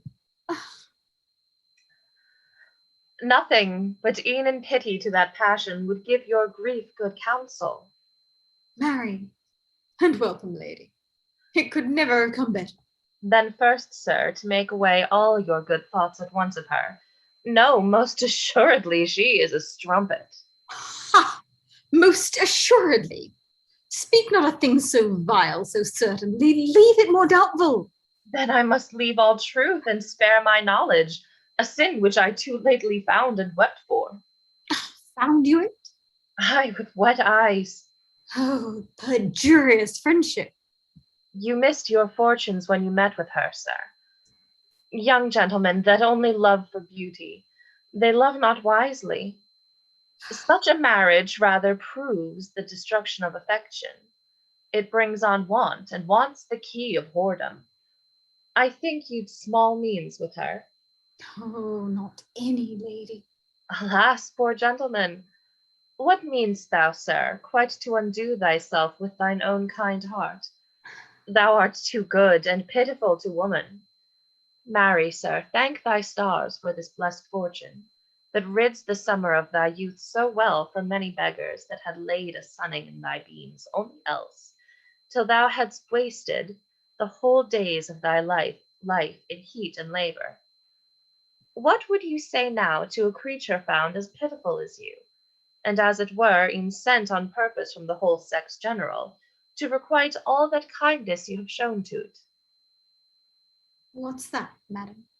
Nay, a gentlewoman, and one able to reward good things. Aye, and bears a conscience to't. Couldst thou love such a one that, blow all fortunes, would never see thee want? Nay more, maintain thee to thine enemy's envy, and shalt not spend a care for it, stir a thought, nor break a sleep? Unless love's music waked thee, no storm of fortune should. Look upon me, and know thy woman. Oh, my life's wealth, Bianca! Still with her name will nothing wear it out. That deep sigh went but for a strumpet, sir. It can go for no other that loves me. He's vexed in mind, I came too soon to him. Where's my discretion now, my skill, my judgment? I'm cunning in all arts but my own love.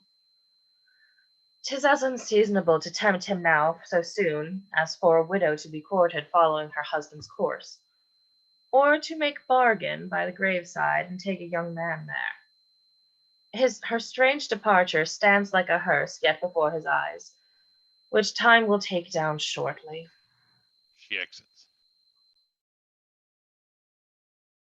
Is she my wife till death, yet no more mine?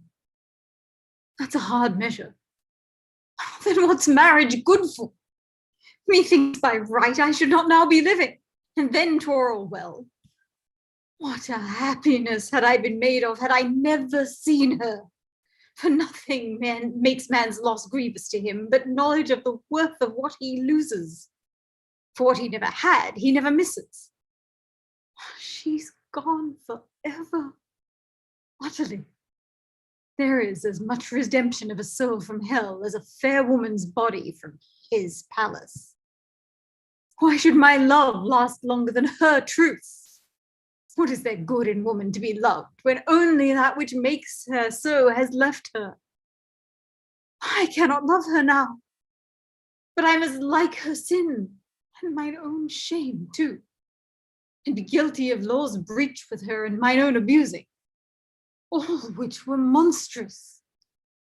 Then my safest course for health of mind and body is to turn my heart and hate her, most extremely hate her. I have no other way.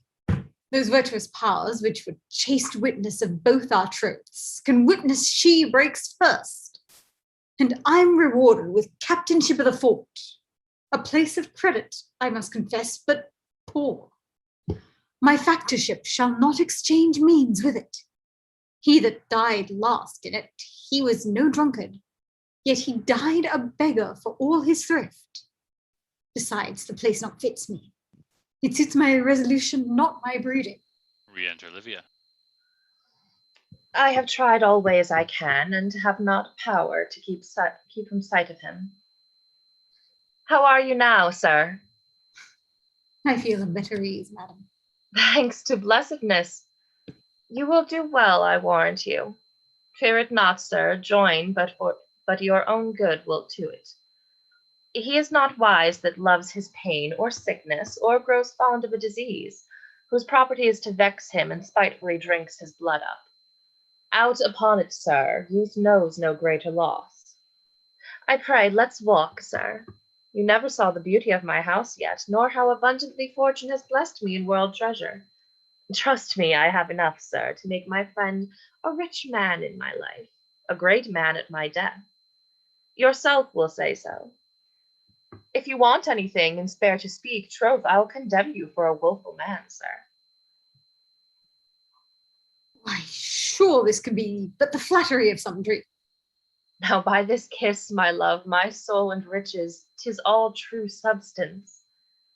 Come, you shall see my well. Take what you list. The gallanter you go, the more you please me. I will allow you too your page and footman, your race horses, or any various pleasure exercised youth delights in. But to me only, sir, wear your heart of constant stuff. Do but you love enough, I'll give enough. Truth then, I'll love enough and take enough. Then we are both pleased enough. They exit. Scene 3. Enter Guardiano and Isabella at one door, the ward and Sordido at another. Now, nephew, there's the gentlewoman again.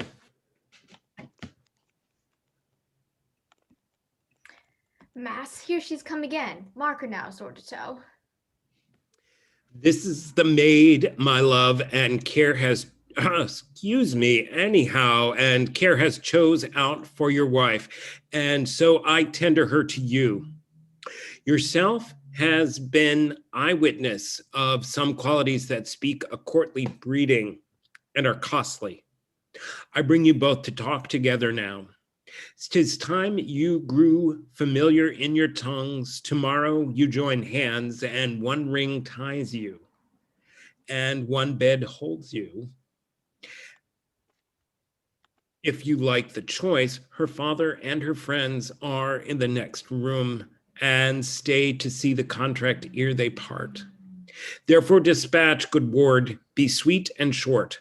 Like her or like her not, there's but two ways, and one your body, the other your purse pays. I'll warrant you, Gardenier, I'll not stand all day thrumming, but quickly shoot my bolt at your next coming. Well said. Good fortune to your birding then. I never missed mark yet. Troth, I think, master, if the truth were known, you never shot at any but the kitchen wench, and that was she a woodcock, a mere innocent, that was off lost and cried at 8 and 20. No more of that meat, Sordido. Here's eggs of the spit now. We must turn gingerly. Draw out the catalogue of all the faults of women. How all the faults? Have you so little reason to think so much paper will lie in my breeches? Why, 10 carts will not carry it if you set down but the bawds. All the faults? Pray, let's be content with a few of 'em, and if they were less, you would find 'em enough, I warrant you. Look you, sir. But I have the advantage of the fool, as much as a woman's heart can wish and joy at. What an infernal torment 'twere to be thus bought and sold and turned and pried into, when alas, the worst bit is too good for him. The comfort has but a cater's place on it, and provides all for another's table. Yet how curious the ass is, like some nice professor on it, that buys up all the daintiest food in the markets, and seldom licks his lips after a taste on it. Now to her, now you've scanned all her parts over. But at which end shall I begin now, Sordito? Oh, I've read a woman's lip while you lived, sir. Do you ask that question? Methinks, Sordito, she's but a crabbed face to begin with. A crab face? That will save money. How? Save money, Sordito? Aye, sir, for having a crab face of her own, she'll eat the less verjuice with her mutton. 'Twill save verjuice at year's end, sir. Nay, and you're just begin to be saucy once, I'll make you eat your meat without mustard. And that in some kind is a punishment. Gentlewoman, they say 'tis your pleasure to be my wife, and you shall know shortly whether it be mine or no to be your husband. And thereupon thus I first enter upon you. Oh, most delicious scent. Methinks it tasted as if a man had stepped into a comfit maker's shop to let a cart go by, all the while I kissed her. It is reported, gentlewoman, you'll run mad for me if you have me not. I should be in great danger of my wits, sir, for being so forward. Should this ass kick backward now? Alas, poor soul. And is that hair your own? Mine own? Yes, sure, sir. I owe nothing for it. 'Tis a good hearing. I shall have the less to pay when I have married you. Look, do her eyes stand well? They cannot stand better than in her head, I think. Where would you have them? And for her nose, 'tis of a very good last. I have known as good as that has not lasted a year, though. That's in the using of a thing. Will not any strong bridge fall down in time? If we do nothing but beat at the bottom, a nose of buff would not last always, sir, especially if it came into the camp once. But, Sordito, how shall we do to make her laugh, that I may see what teeth she has? For I'll not bait her a tooth, nor take a black one into the bargain. Why, do you but you fall and talk with her? You cannot choose but one time or other make her laugh, sir. It shall go hard, but I will. Pray, what qualities have you besides singing and dancing? Can you play at shuttlecock, forsooth? Aye, and at stool ball too, sir. I have great luck at it. Why? Can you catch a ball well? I have catched 2 in my lap in one game. What? Have you, woman? I must have you learn to play at trap too. Then you're full and whole. Anything that you please to bring me up to, I will take pains to practice. Will not do, Sordito. We shall never get her mouth open wide enough. No, sir? That's strange. And here's a trick for your learning. Look now, quick, quick, there! Pox of that scurvy, mannerly trick with handkerchief, it hindered me a little, but I am satisfied.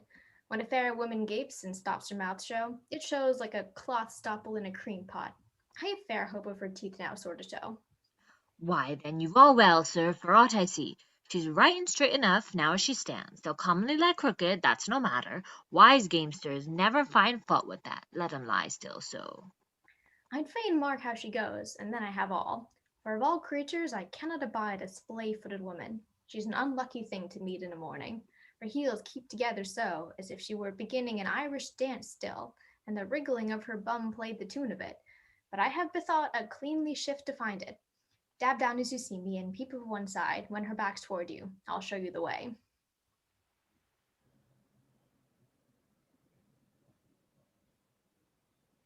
And you shall find me apt enough to peeping. I have been of them has seen mad sights under your scaffolds. Will it please you walk, forsooth, a turn or two by yourself? You are so pleasing to me, I take delight to view you on both sides. I shall be glad to fetch a walk to your love, sir. 'Twill get affection a good stomach, sir, which I had need have to fall to such coarse victuals. Now go thy ways for a clean treading wench, as ever man in modesty peeped under. I see the sweetest sight to please my master. Never went Frenchman righter upon ropes than she on Florentine rushes. 'Tis enough, forsooth. And how do you like me now, sir? Faith, so well I never mean to part with thee, sweetheart, under some 16 children and all boys. You'll be at simple pains if you prove kind, and breed them all in your teeth. Nay, by my faith, what serves your belly for? 'Twould make my cheeks look like blown bagpipes. How now, ward and nephew, gentlewoman and niece, speak. Is it so or not? Tis so, we're both agreed on, sir. Into your kindred then. There's friends and wine and music waits to welcome you. And I'll be drunk for joy. And I for company. I cannot break my nose in a better action.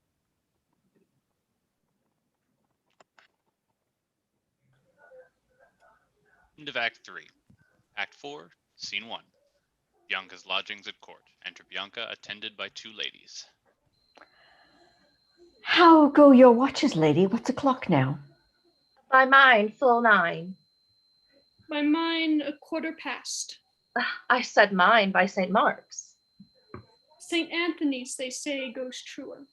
That's but your opinion, madam, because you love a gentleman of the name. He's a true gentleman, then. So may he be, that comes to me tonight, for aught you know. I'll end this strife straight. I set mine by the sun. I love to set by the best. One shall not then be troubled to set often. You do wisely in it. If I should set my watch as some girls do by every clock in the town, 'twould ne'er go true, and too much turning of the dial's point or tampering with the spring might in small time spoil the whole work too. Hear it once of 9 now. It does indeed, forsooth. Mine's nearest truth yet. Yet I found her lying with an advocate, which showed like 2 false clocks together in one parish. So now I thank you, ladies. I desire a while to be alone. And I am nobody, methinks, unless I have one or other with me. Faith, my desire and hers will ne'er be sisters.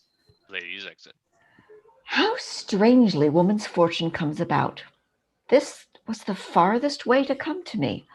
All would have judged that knew me born in Venice, and there with many jealous eyes brought up that ne'er thought they had me sure enough, but when they were upon me.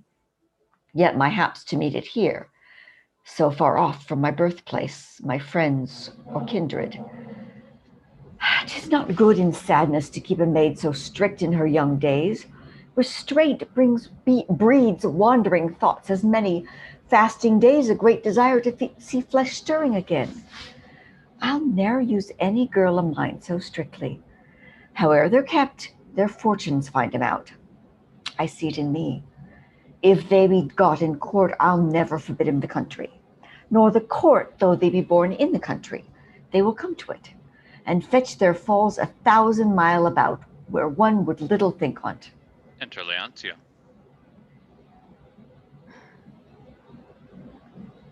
I long to see how my despiser looks now she's come here to court. These are her lodgings. She's simply now advanced.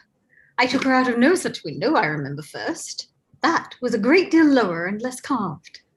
How now? What silkworm's this in the name of pride? What, is it he? A bow in the hand, your greatness.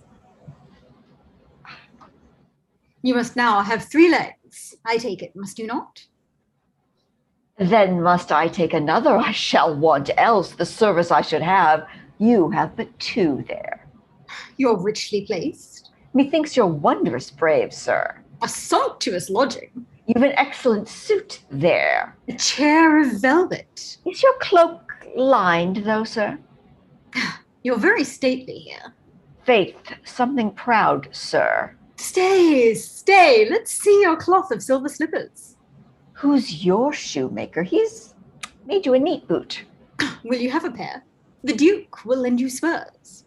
Yes, when I ride. 'Tis a brave life you lead. I could ne'er see you in such good clothes in my time.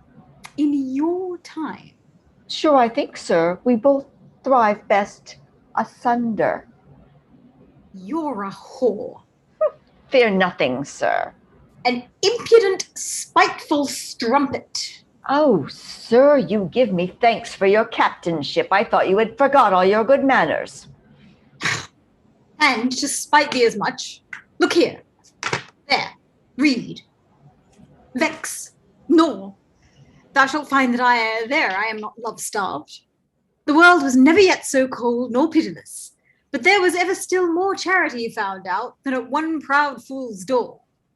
And 'twere hard, faith, if I could not pass that. Read to thy shame there. A cheerful and a beauteous benefactor too, as e'er erected the good works of love.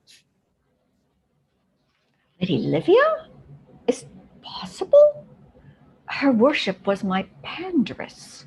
She'd dote and send and give and all to him. Why, there's a bawd plagued home. You're simply happy, sir, yet I'll not envy you. No, court saint, not thou. You keep some friend of a new fashion. There's no harm in your devil. He's a suckling, but he will breed teeth shortly, will he not? Take heed you play not then too long with him. Yes, and the great one too.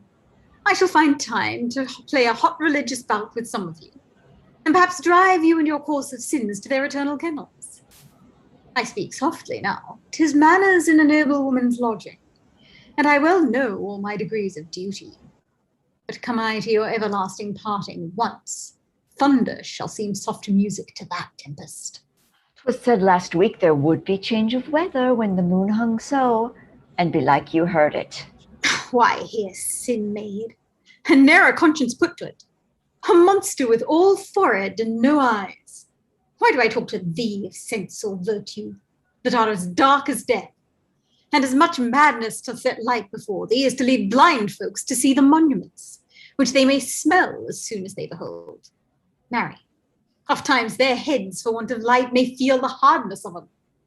So shall thy blind pride my revenge and anger. Thou canst not see it now, and it may fall at such an hour when thou least seest of all. So to an ignorance darker than thy womb, I leave thy purged soul.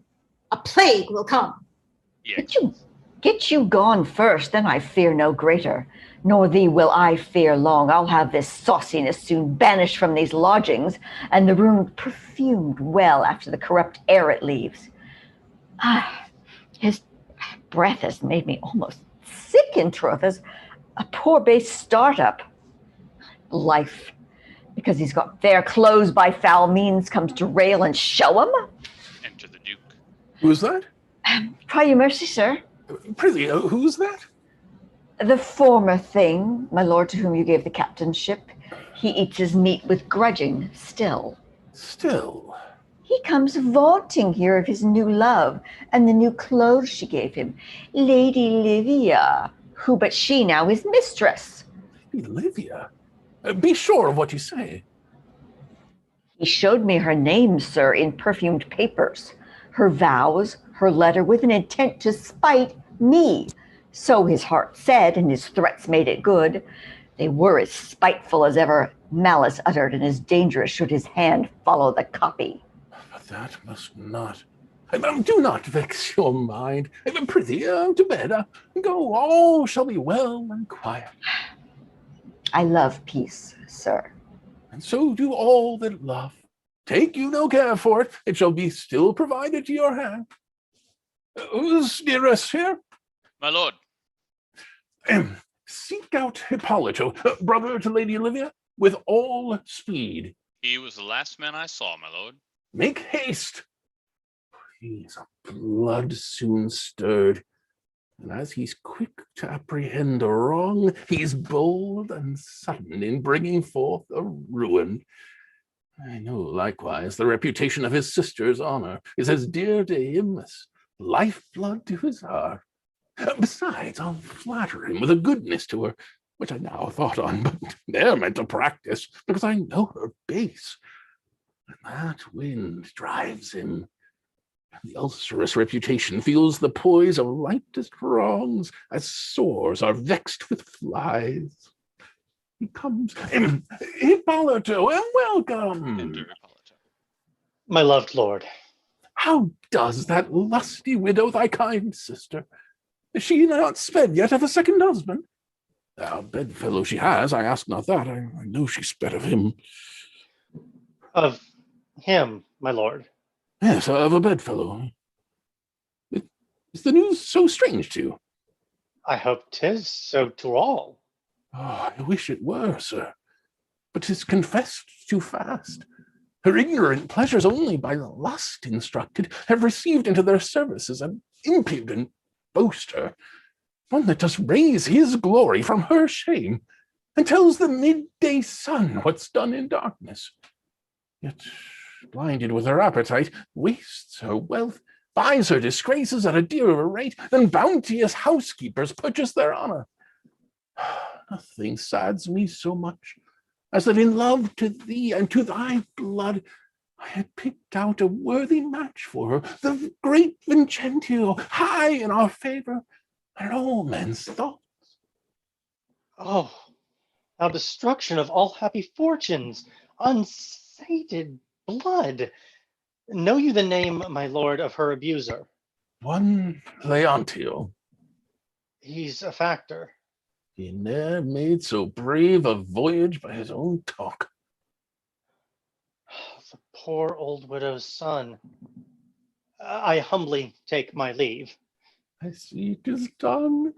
Give her good counsel, and make her see her error. I know she'll hearken to you. Yes, my lord. I make no doubt as I shall take the course which she shall never know till it be acted, and when she wakes to honor, then she'll thank me for it. I'll imitate the pieties of old surgeons to this lost limb, who, ere they show their art, cast one asleep, then cut the diseased part. So out of love to her I pity most, she shall not feel him going till he's lost. Then she'll commend the care. He exits. The great cure's past. I count this done already. His wrath's sure, and speaks an injury deep. Farewell, Leontio.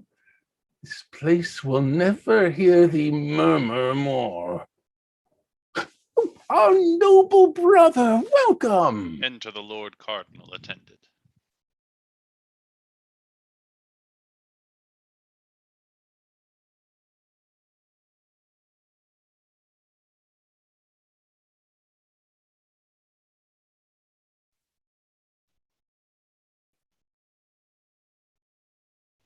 Set those lights down, depart till you be called.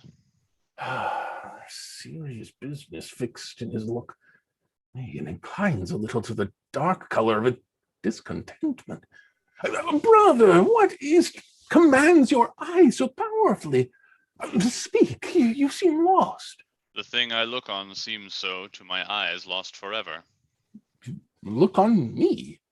What a grief 'tis to a religious feeling to think a man should have a friend so goodly, so wise, so noble, nay, a duke, a brother, and all this certainly damned. How? 'Tis no wonder. If your great sin can do it, dare you look up for thinking of a vengeance? Dare you sleep for fear of never waking but to death? And dedicate unto some strumpet's love the strength of your affection, zeal, and health? Here you stand now. Can you assure your pleasures? You shall once more enjoy her, but once more? Alas, you cannot. What a misery 'tis then, to be more certain of eternal death than of a next embrace. Nay, shall I show you how more unfortunate you stand in sin than the low private man? All his offences, like enclosed grounds, keep but about himself, and seldom stretch beyond his own soul's bounds. And when a man grows miserable, 'tis some comfort when he's no further charged than with himself. 'Tis a sweet ease to wretchedness. But, great man, every sin thou committ'st shows like a flame upon a mountain. 'Tis seen far about. And with a big wind made of popular breath, the sparkles fly through cities. Here one takes, another catches there, and in short time waste all to cinders. But remember still what burnt the valleys first came from the hill. Every offense draws his particular pain, but 'tis example proves the great man's bane. The sins of mean men lie like scattered parcels of an unperfect bill. But when such fall, then comes example, and that sums up all. And this your reason grants. If men of good lives, who by their virtuous actions stir up others to noble and religious imitation, receive the greater glory after death, as sin must needs confess, what may they feel in height of torments and in weight of vengeance? Not only they themselves not doing well, but set a light up to show men to hell. If you have done, I have. No more, sweet brother. I know time spent in goodness is too tedious. This had not been a moment's space in lust now. How dare you venture on internal pain that cannot bear a minute's repentance? Methinks you should endure to hear that talked of, which you so strive to suffer. Oh, my brother, what were you if you were taken now?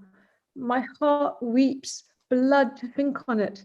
'Tis the work of infinite mercy you can never merit. But yet you are not death-struck. No, not yet. I dare not stay you long, for fear you should not have in time enough allowed you to repent it. There's but this wall. He betwixt you and the destruction. When you're at strongest, and but poor thin clay, think upon it, brother. Can you come so near it for a fair strumpet's love, and fall into a torment that knows neither end nor bottom? For beauty but the deepness of a skin, and that not of her own either. Is she a thing whom sickness dares not visit, or age look on, or death resist? Does the worn shun her grave?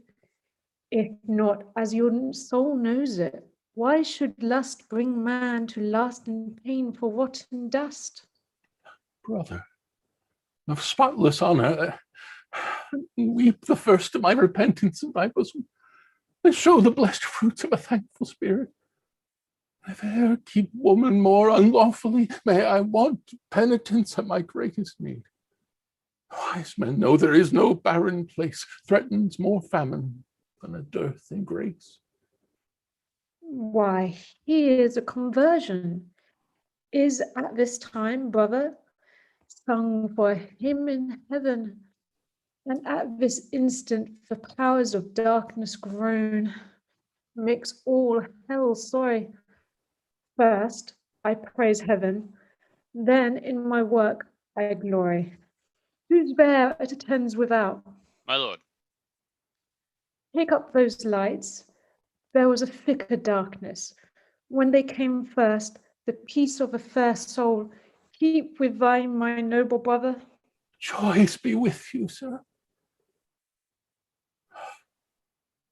She lies alone tonight, for it must still, though it be hard to conquer. I have vowed never to know her as a strumpet more, and I must save my oath.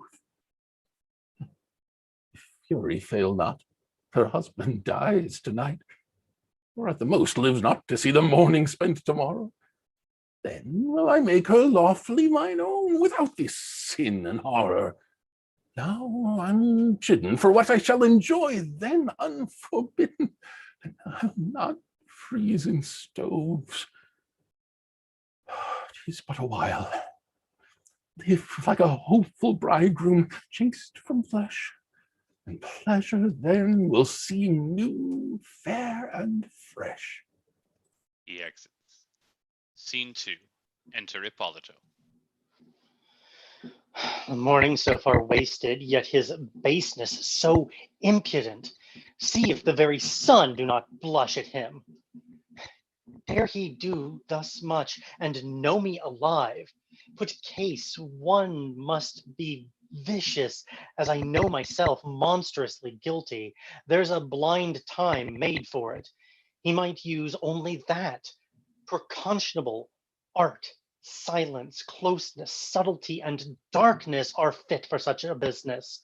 But there's no pity to be bestowed on an apparent sinner, an impudent daylight lecher.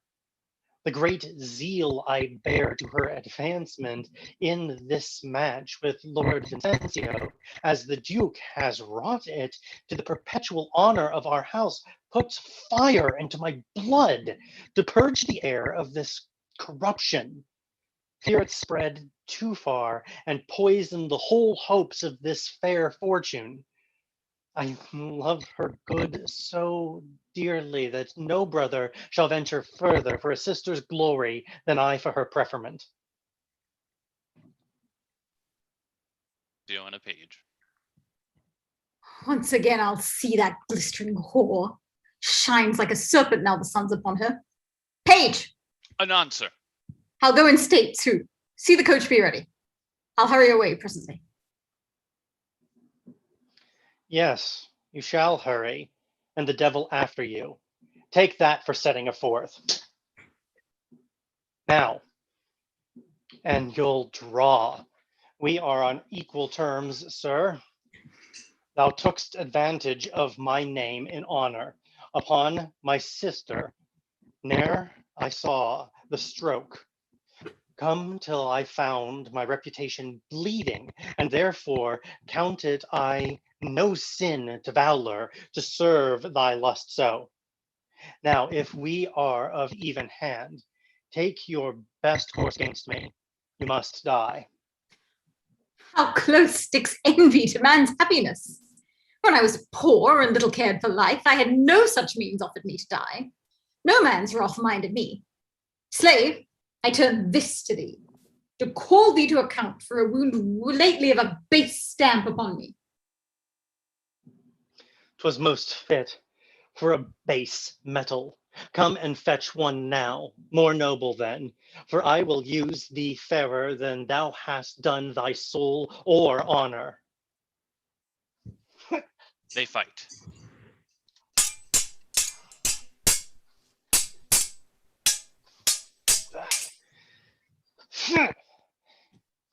And there, I think, 'tis for thee. Help! Help! I'll part them! False wife, I feel thou now prayed heartily for me. Christ, trumpet by my fall, thy lust may reign now. My heartstring, and the marriage knot that tied thee. Break both together. Leoncio dies. There I heard the sound on it, and never liked string better. Enter Guardiano, Livia, Isabella, the ward, and Sordido. 'Tis my brother. Are you hurt, sir? Not at anything. Blessed fortune. Shift for thyself. What is he thou hast killed? Our honor's enemy. Know you this man, lady?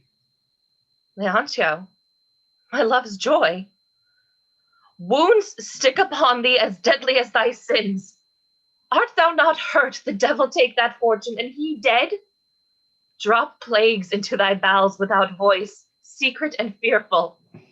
Run for officers, let him be apprehended with all speed, for fear he scape away. Lay hands on him. We cannot be too sure 'tis willful murder. You do heaven's vengeance, and the law just service. You know him not as I do. He's a villain, as monstrous as a prodigy, and as dreadful. Will you but entertain a noble patience till you but hear the reason, worthy sister? The reason? That's a jest hell falls a laughing at. Is there a reason found for the destruction of our more lawful loves? And was there none to kill the black lust twixt thy niece and thee that has kept close so long? How's that, good madam? Too true, sir. There she stands, let her deny it.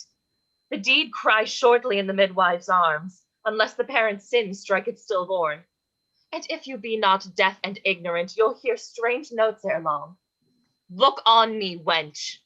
'Twas I betrayed thy honor subtly to him, under a false tale. It lights upon me now, his arm has paid me home upon thy breast. My sweet beloved Leontio. Was my judgment and care and choice so devilishly abused, so beyond shamefully all the world will grin at me? Oh, Sordido, I am damned, I am damned. Damned? Why, sir? One of the wicked does not see it. A cuckold, a plain reprobate cuckold. Nay, and you be damned for that. Be of good cheer, sir. You've gallant company of all professions. I'll have a wife next Sunday, too, because I'll along with you myself. That will be some comfort yet. You, sir, that bear your load of injuries, as I of sorrows, lend me your grieved strength to this sad burden, who in life wore actions, Flames were not nimbler. We will talk of things. We will talk of things may have the luck to break our hearts together. I'll list to nothing but revenge and anger, whose counsels I will follow. O wife, quotha, here's a sweet plum tree of your gardener's grafting. Nay, there's a worse name belongs to this fruit yet than you could hit on't, a more open one. For he that marries a whore looks like a fellow bound all his lifetime to a medlar tree, and that's good stuff. 'Tis no sooner ripe, but it looks rotten, and so do some queens at 19. Pox on't. I thought there was some knavery abroach, for something stirred in her belly the first night I lay with her. What? What, sir?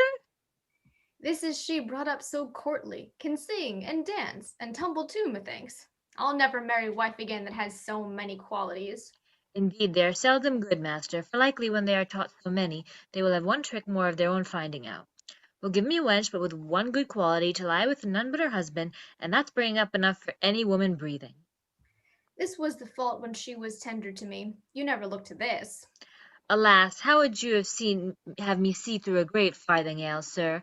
I cannot peep through a millstone, or in the going to see what's done in the bottom.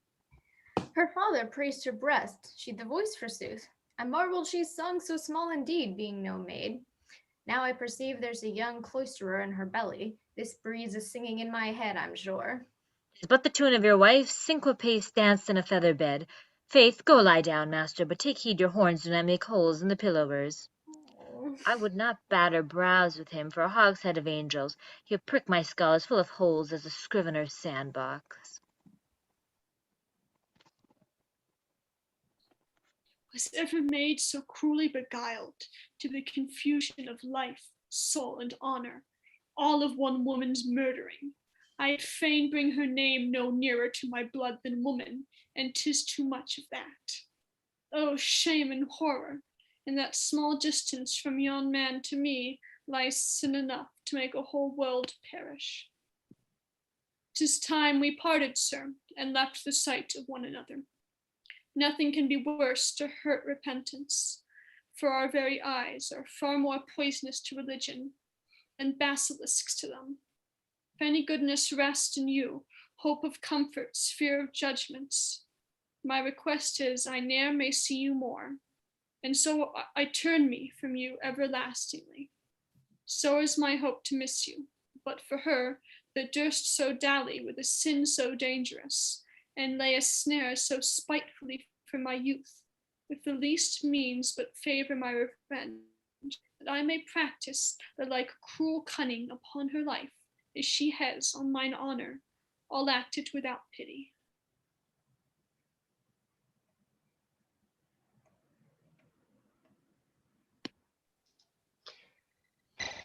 Here's a care of reputation and a sister's fortune sweetly rewarded by her.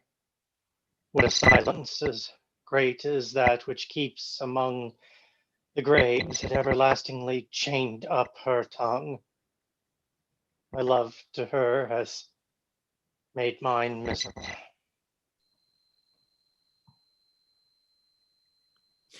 If you can but dissemble your heart's griefs now, be but a woman so far. Peace, I'll strive, sir. As I can wear my injuries in a smile, here's an occasion offered that gives anger both liberally and safely to perform. Things worth the fire it holds without the fear of danger or of law, for mischief acted under the privilege of marriage triumph. At a duke's hasty nuptials will be thought things merely accidental, all by chance, not got of their own nature. I conceive you, sir, even to a longing for performance on't, and here behold some fruits. Forgive me both. What I am now returned to sense and judgment. 'Tis not the same rage and distraction presented lately to you. That rude form is gone forever. I am now myself that speaks all peace and friendship. And these tears are the true springs of hearty penitent sorrow for those foul wrongs, which my forgetful fury slandered your virtues with. This gentleman is well resolved now. I was never otherwise. I knew, alas, 'twas but your anger spake it, and I ne'er thought on it more. Pray, rise, good sister. Is even as sweet amends made for a wrong now, is one that gives a wound and pays the surgeon. All the smart's nothing, the great loss of blood or time of hindrance. Well, I had a mother I can dissemble to. But wrongs have slipped through anger's ignorance on't. My heart forgives. Why, that's tuneful now. And what I did, sister, was all for honor's cause, which time to come will approve to you. Being awaked to goodness, I understand so much, sir, and praise now the fortune of your arm and of your safety. For by his death you've rid me of a sin as costly as e'er women doted on. 'Tis pleased the Duke so well too that, behold, sir, has sent you here your pardon, which I kissed with most affectionate comfort. When 'twas brought, then was my fit just past. It came so well, methought, to glad my heart. I see his grace thinks on me. There's no talk now but of the preparation for the great marriage. Does he marry her then?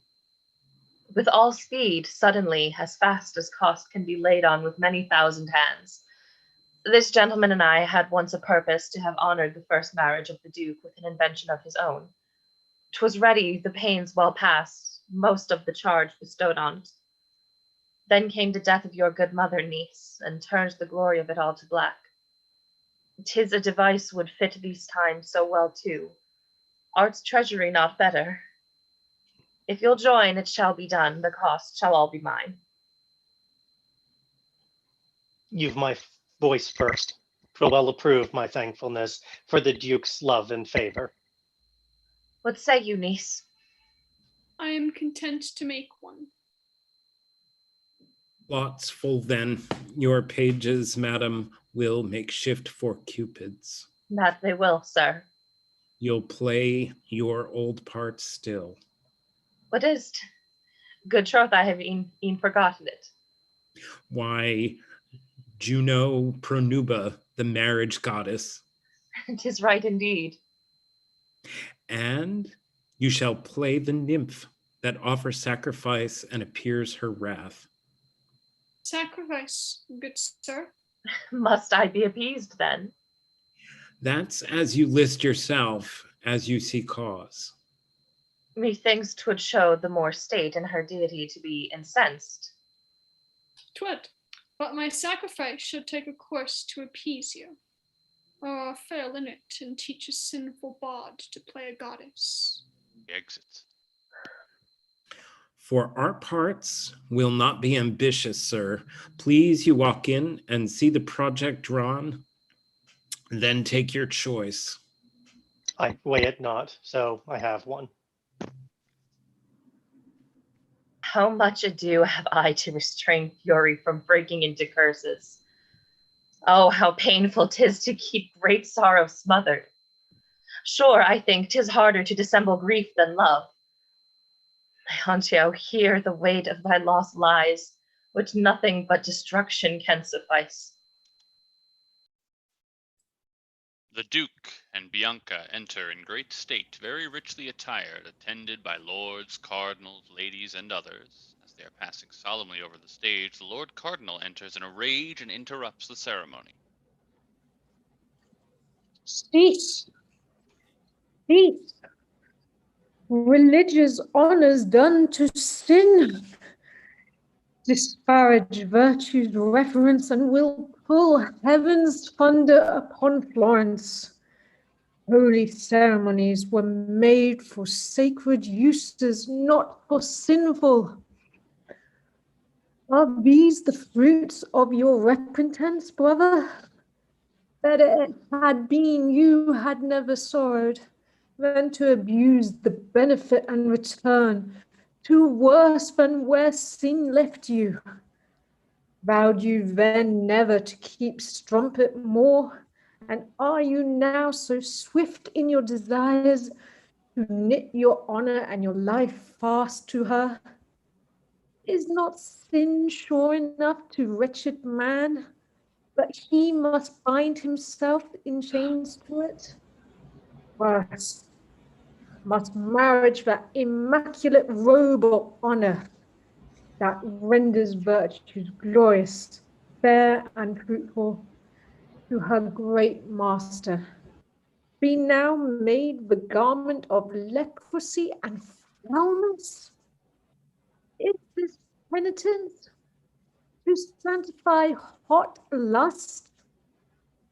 What is it otherwise than worship done to devils?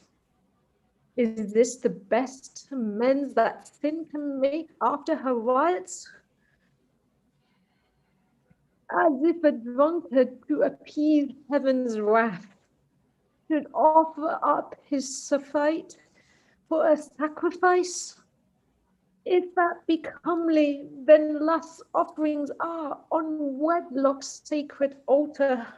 Here you're bitter without cause, brother.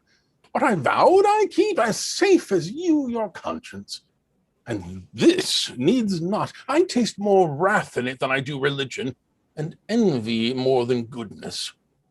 The path now I tread is honest, leads to lawful love, which virtue in her strictness would not check. I vowed no more to keep a sensual woman. 'Tis done. I mean to make a lawful wife of her.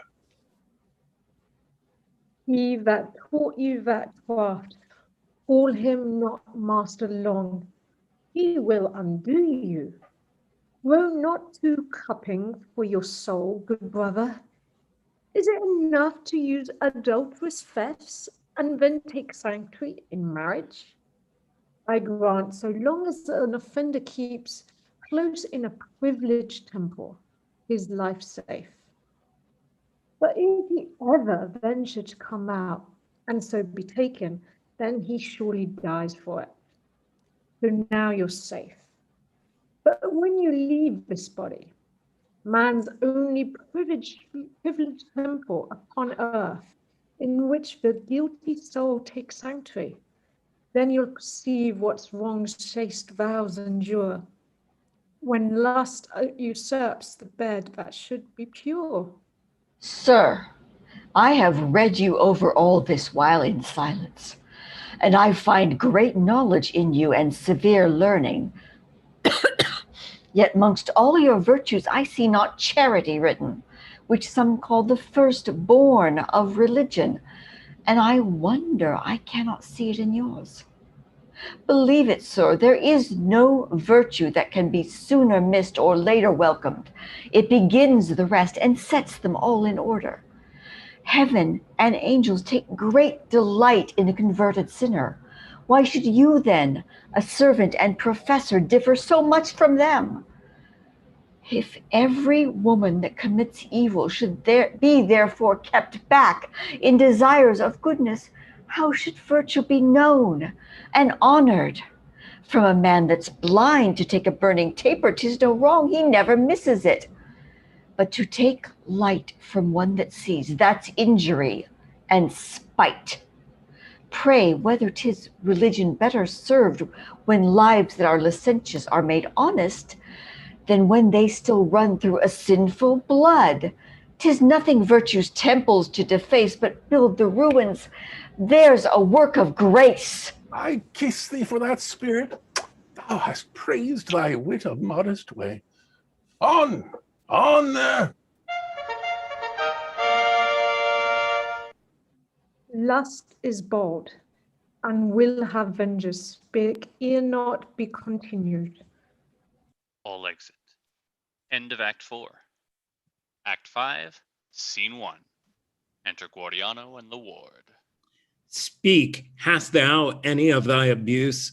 Dost thou know what's wrong done thee? I were an ass else. I cannot wash my face, but I am feeling on't. Here, take this caltrop, then convey it secretly into the place I showed you. Look you, sir, this is a trapdoor to it. I know it of old, uncle, since the last triumph. Here rose up a devil with one eye, I remember, with a company of fireworks at its tail. Prithee, leave squibbing now, mark me, and fail not. But when thou hearest me give a stomp, down with it. The villain's caught then. If I miss you, hang me. I love to catch a villain, and your stamp shall go current, I warrant you. But how shall I rise up and let him down too, all at one hole? That will be a horrible puzzle. You know I have a part in it. I play slander. True, but never make you ready for it. No? My clothes are bought and all, and a foul fiend's head with long contumelious tongue in the chaps on't, a very fit shape for slander in the out parishes. It shall not come so far. Thou understands it not. Oh. Oh. He shall be deep enough ere that time, and stick first upon those. Now I conceive you, Gardenier. Away, list to the privy stamp. That's all thy part. Stamp my horns in a mortar if I miss you, and give the powder in white wine to sick cuckolds, the very present remedy for the headache. If this should any way miscarry now, and if the fool be nimble enough, 'tis certain, the pages that present the swift-winged cupids are taught to hit him with their shafts of love, fitting his part, which I have cunningly poisoned. He cannot scrape my fury, and those ills will be laid all on fortune, not our wills. That's all the sport on it, for who will imagine that at the celebration of this night, any mischance that happens can't flow from spite? He exits. Act 5, Scene 2. Enter above the Duke, Bianca, Lord Cardinal, Fabrizio, other cardinals, lords and ladies in state. Now, our fair Duchess, your delight shall witness how you're beloved and honored. All the glories bestowed upon the gladness of this night are done for your bright sake.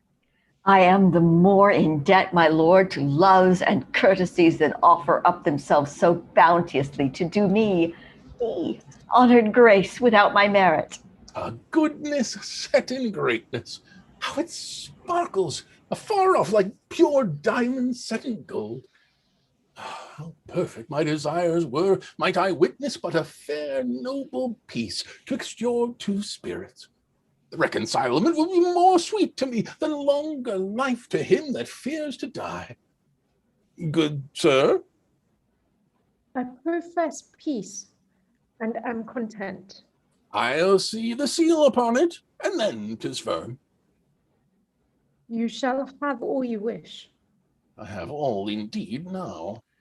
But I have made surer work, this shall not blind me. He that begins so early to reprove, quickly rid him or look for little love.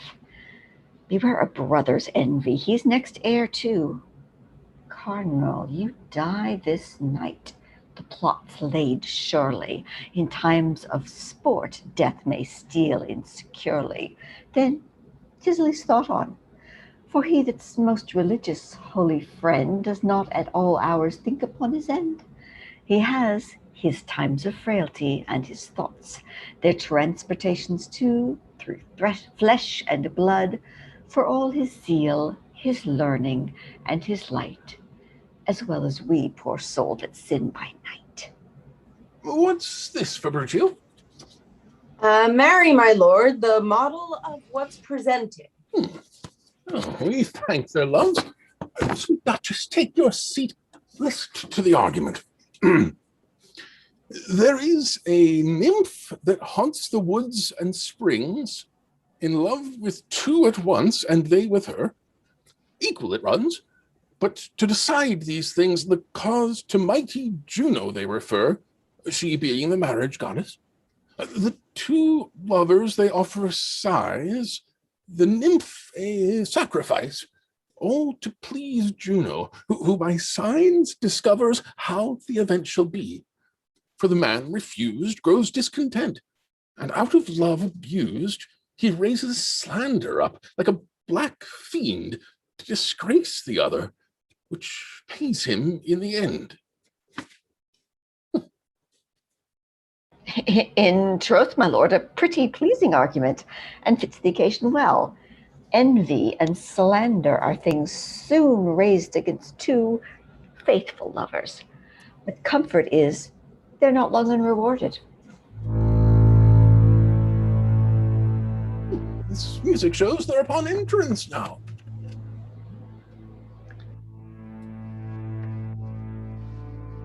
Enter Hymen in a yellow robe, Ganymede in a blue robe powdered with stars, Hebe in a white robe with golden stars, covered cups in their hands. They dance a short dance, bowing to the Duke and the rest of the company. Hymen speaks, addressing himself to Bianca. To thee, fair bride, Hymen's offers up of nuptial joys this, the celestial cup. Taste it, and thou shalt ever find love in thy bed, peace in thy mind. We'll taste you sure, 'twere pity to disgrace so pretty a beginning. 'Twas spoke nobly. 2 cups of nectar have we begged from you. Hebe, give that to innocence. I did this to love. Take heed of stumbling more. Look to your way. Remember still the Via Lactea. Well, Ganymede, you have more faults, though not so known. I spilled 1 cup, but you have filched many a one. No more, forbear, for Hymen's sake. In love we met, and so let's part. Hymen, Ganymede, and Hebe exit. Soft, there's no such persons in the argument as these three. Hymen, Ganymede. The actors that this model here discovers are only 4, Juno, a nymph, 2 lovers. This is some anti-mask, belike, my lord, to entertain time. Now my peace is perfect. Let sports come on apace. Now is their time, my lord. Oh, hark you! You hear from him. Nymphs indeed. Enter, dressed like nymphs, bearing tapers lighted. Then Isabella, dressed with flowers and garlands, bearing a censer with fire in it. They set the censer and tapers on Juno's altar with much reverence, this ditty being sung. Hail Juno, nuptial goddess, thou that rulest o'er coupled bodies, ties man to woman, ne'er to forsake her, thou only powerful marriage maker. Pity this amazed affection, I love both and both love me. Nor know I where to give rejection, my heart likes so equally. Till thou setst right my piece of life, and with thy power conclude this strife. Now with my thanks depart you to the springs, I to these wells of love, thou sacred goddess, and queen of nuptials, daughter to great Saturn, sister and wife to Jove, imperial Juno. Pity this passionate conflict in my breast, this tedious war twixt 2 affections. Crown me with victory, and my heart's at peace. Enter Ippolito and Guardiano, dressed like shepherds. Make me that happy man, thou mighty goddess. But I live most in hope, if truest love merit the greatest comfort. I love both with such an even and fair affection, I know not which to speak for, which to wish for, till thou, great arbitress, twixt lovers' hearts, by thy auspicious grace, design the man, which pity I implore. We all implore it. And after sighs, contrition's truest odors, Livia descends attired like Juno. I offer to thy powerful deity this precious incense. May it ascend peacefully. And if it keep true touch, my good Aunt Juno, 'twill try your immortality ere to be long. I feel you'll never get so nigh heaven again when you're once down. Though you and your affections seem all as dark to our illustrious brightness as knight's inheritance, hell, we pity you, and your requests are granted. You ask signs, they shall be given you. We'll be gracious to you. He of those twain which we determine for you, love's arrows shall wound twice. The later wound betokens love and age. For so are all whose love continues firmly in their lifetime, twice wounded at their marriage, else affection dies when youth ends. This savor overcomes me. Now for a sign of wealth and golden days, bright-eyed prosperity which all couples love, aye, and make love take that. Our brother Jove never denies us of his burning treasure, to express bounty. Sinks down. He falls down upon it. What's the conceit of that? As overjoyed, belike too much prosperity overjoys us all, and she has her lap full, it seems, my lord. It swerves a little from the argument, though. Look you, my lords. All's fast. Now comes my part to toll him hither. Then, with a stamp given, he's dispatched as cunningly. Oriano falls through a trapdoor. Stark dead. Oh, treachery! Cruelly made away. How's that? Look! There's one of the lovers dropped away too. Why, sure, this plot's drawn false. There's no such thing. Oh, I am sick to the death. Let me down quickly, this fume is deadly. Oh, 'twas poisoned me. My subtlety is sped, her art has quitted me. My own ambition pulls me down to ruin. Olivia falls down and dies. Hey, then I kiss thy cold lips and applaud this thy revenge in death. Body of Isabella. Look, Juno's down too. Cupids shoot at Hippolito. What makes she there? Her pride should keep aloft. She was wont to scorn the earth that in other shows methinks her peacock's feathers are much pulled. Oh, death runs through my blood in a wild flame too. Plague those cupids. Some lay hold on them. Let them not escape. They have spoiled me. The shaft's deadly. I have lost myself in this quite. My great lords, we were all confounded. How? Dead, and I worse. Dead! My girl dead! I hope my sister Juno has not served me so. Lust and forgetfulness has been amongst us, and we are all brought to nothing.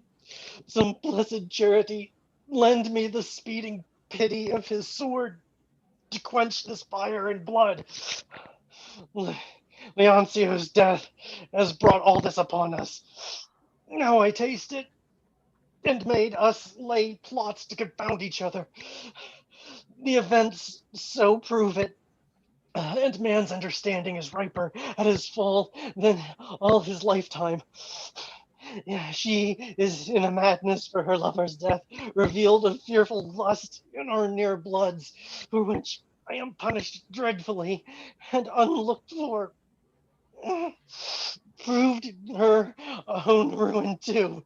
Vengeance met vengeance like a set match, as if the plagues of sin had been agreed to meet her altogether.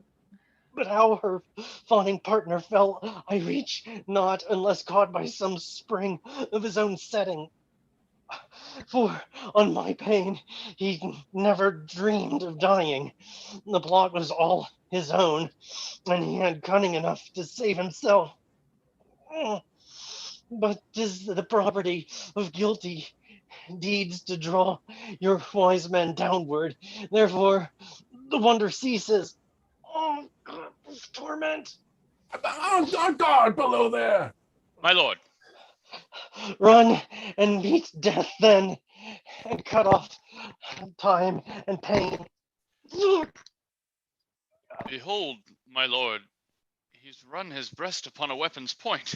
Upon the first night of our nuptial honors, destruction play her triumph, and great mischiefs bask in expected pleasures.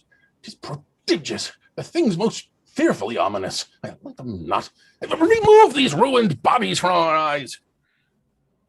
Not yet, no change. When falls he to the earth? Please but your excellence to peruse that paper, which is a brief confession from the heart of him that fell first, ere his soul departed. And there the darkness of these deeds speaks plainly. It is the full scope, the manner and intent. His ward that ignorantly let him down, fear put to present flight at the voice of him. Not yet. Read, read. I am lost in sight and strength. The Duke falls. My noble brother. Oh, the curse of wretchedness. My deadly hand is fallen upon my lord. Destruction take me to thee. Give me way. The pains and plagues of a lost soul upon him that hinders me a moment. Swells bigger yet. Help! Either bring it up. Breast flies open. Duke dies. Oh, with the poison that was prepared for thee. Thee, Cardinal, 'twas meant for thee.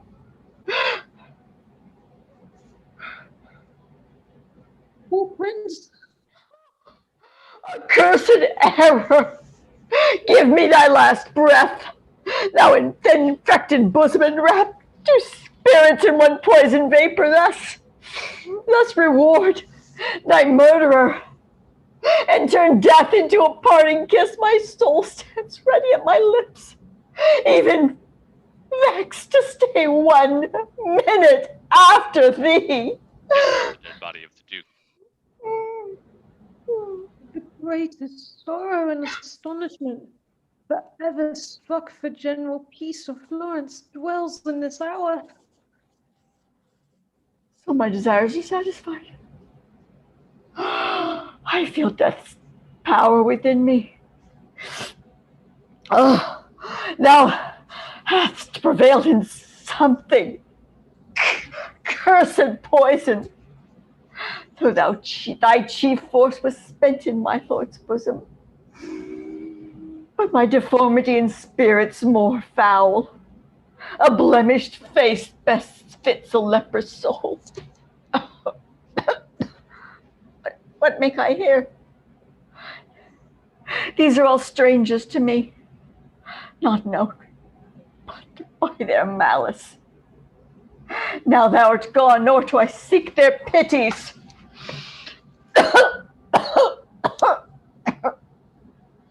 Oh, restrain her ignorant, willful hand. Now 'tis done. Leontio, now I feel the breach of marriage at my heart breaking. Oh, the deadly snares that women set for women without pity, either to soul or honor. Learn by me to know your foes. In this belief I die. Like our own sex, we have no enemy, no enemy. See, my lord, what shift she's made to be her own destruction.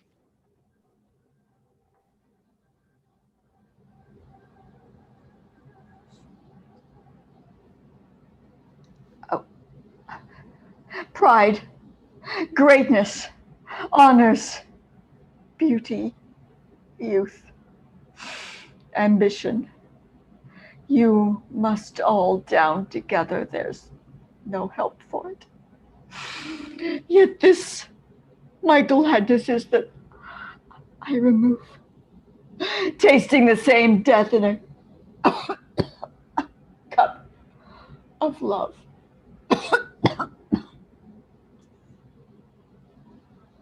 Then what thou art, these ruins show too piteously. 2 kings on 1 throne cannot sit together, but one must needs down, for his title's wrong. So where lust reigns, the prince cannot reign long. All exit. End of play.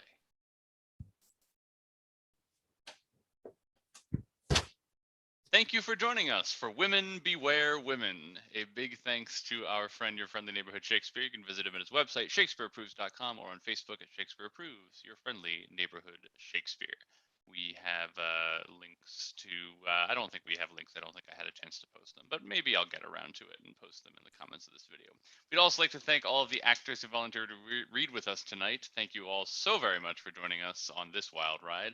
If you enjoyed this reading, if you enjoyed this reading, what's wrong with you? But also, all of our past readings are available on our Facebook page and a little better organized on our website, zenithplayers.com. If you want more information on us, including how to be involved in a reading like this one or not like this one, you can go to our Facebook page, Zenith Players, and send us a message or send an email to casting@zenithplayers.com, and I will get back to you as soon as possible. We want to continue to express our support to everyone out there working to keep us safe and healthy and vaccinated. Join us next week for Spring Awakening, the original, the play version by Frank Wedekind. And in November, we'll be live on stage with Bernhard Hamlet. In the meantime, we will have plenty more online readings. Thank you, and good night.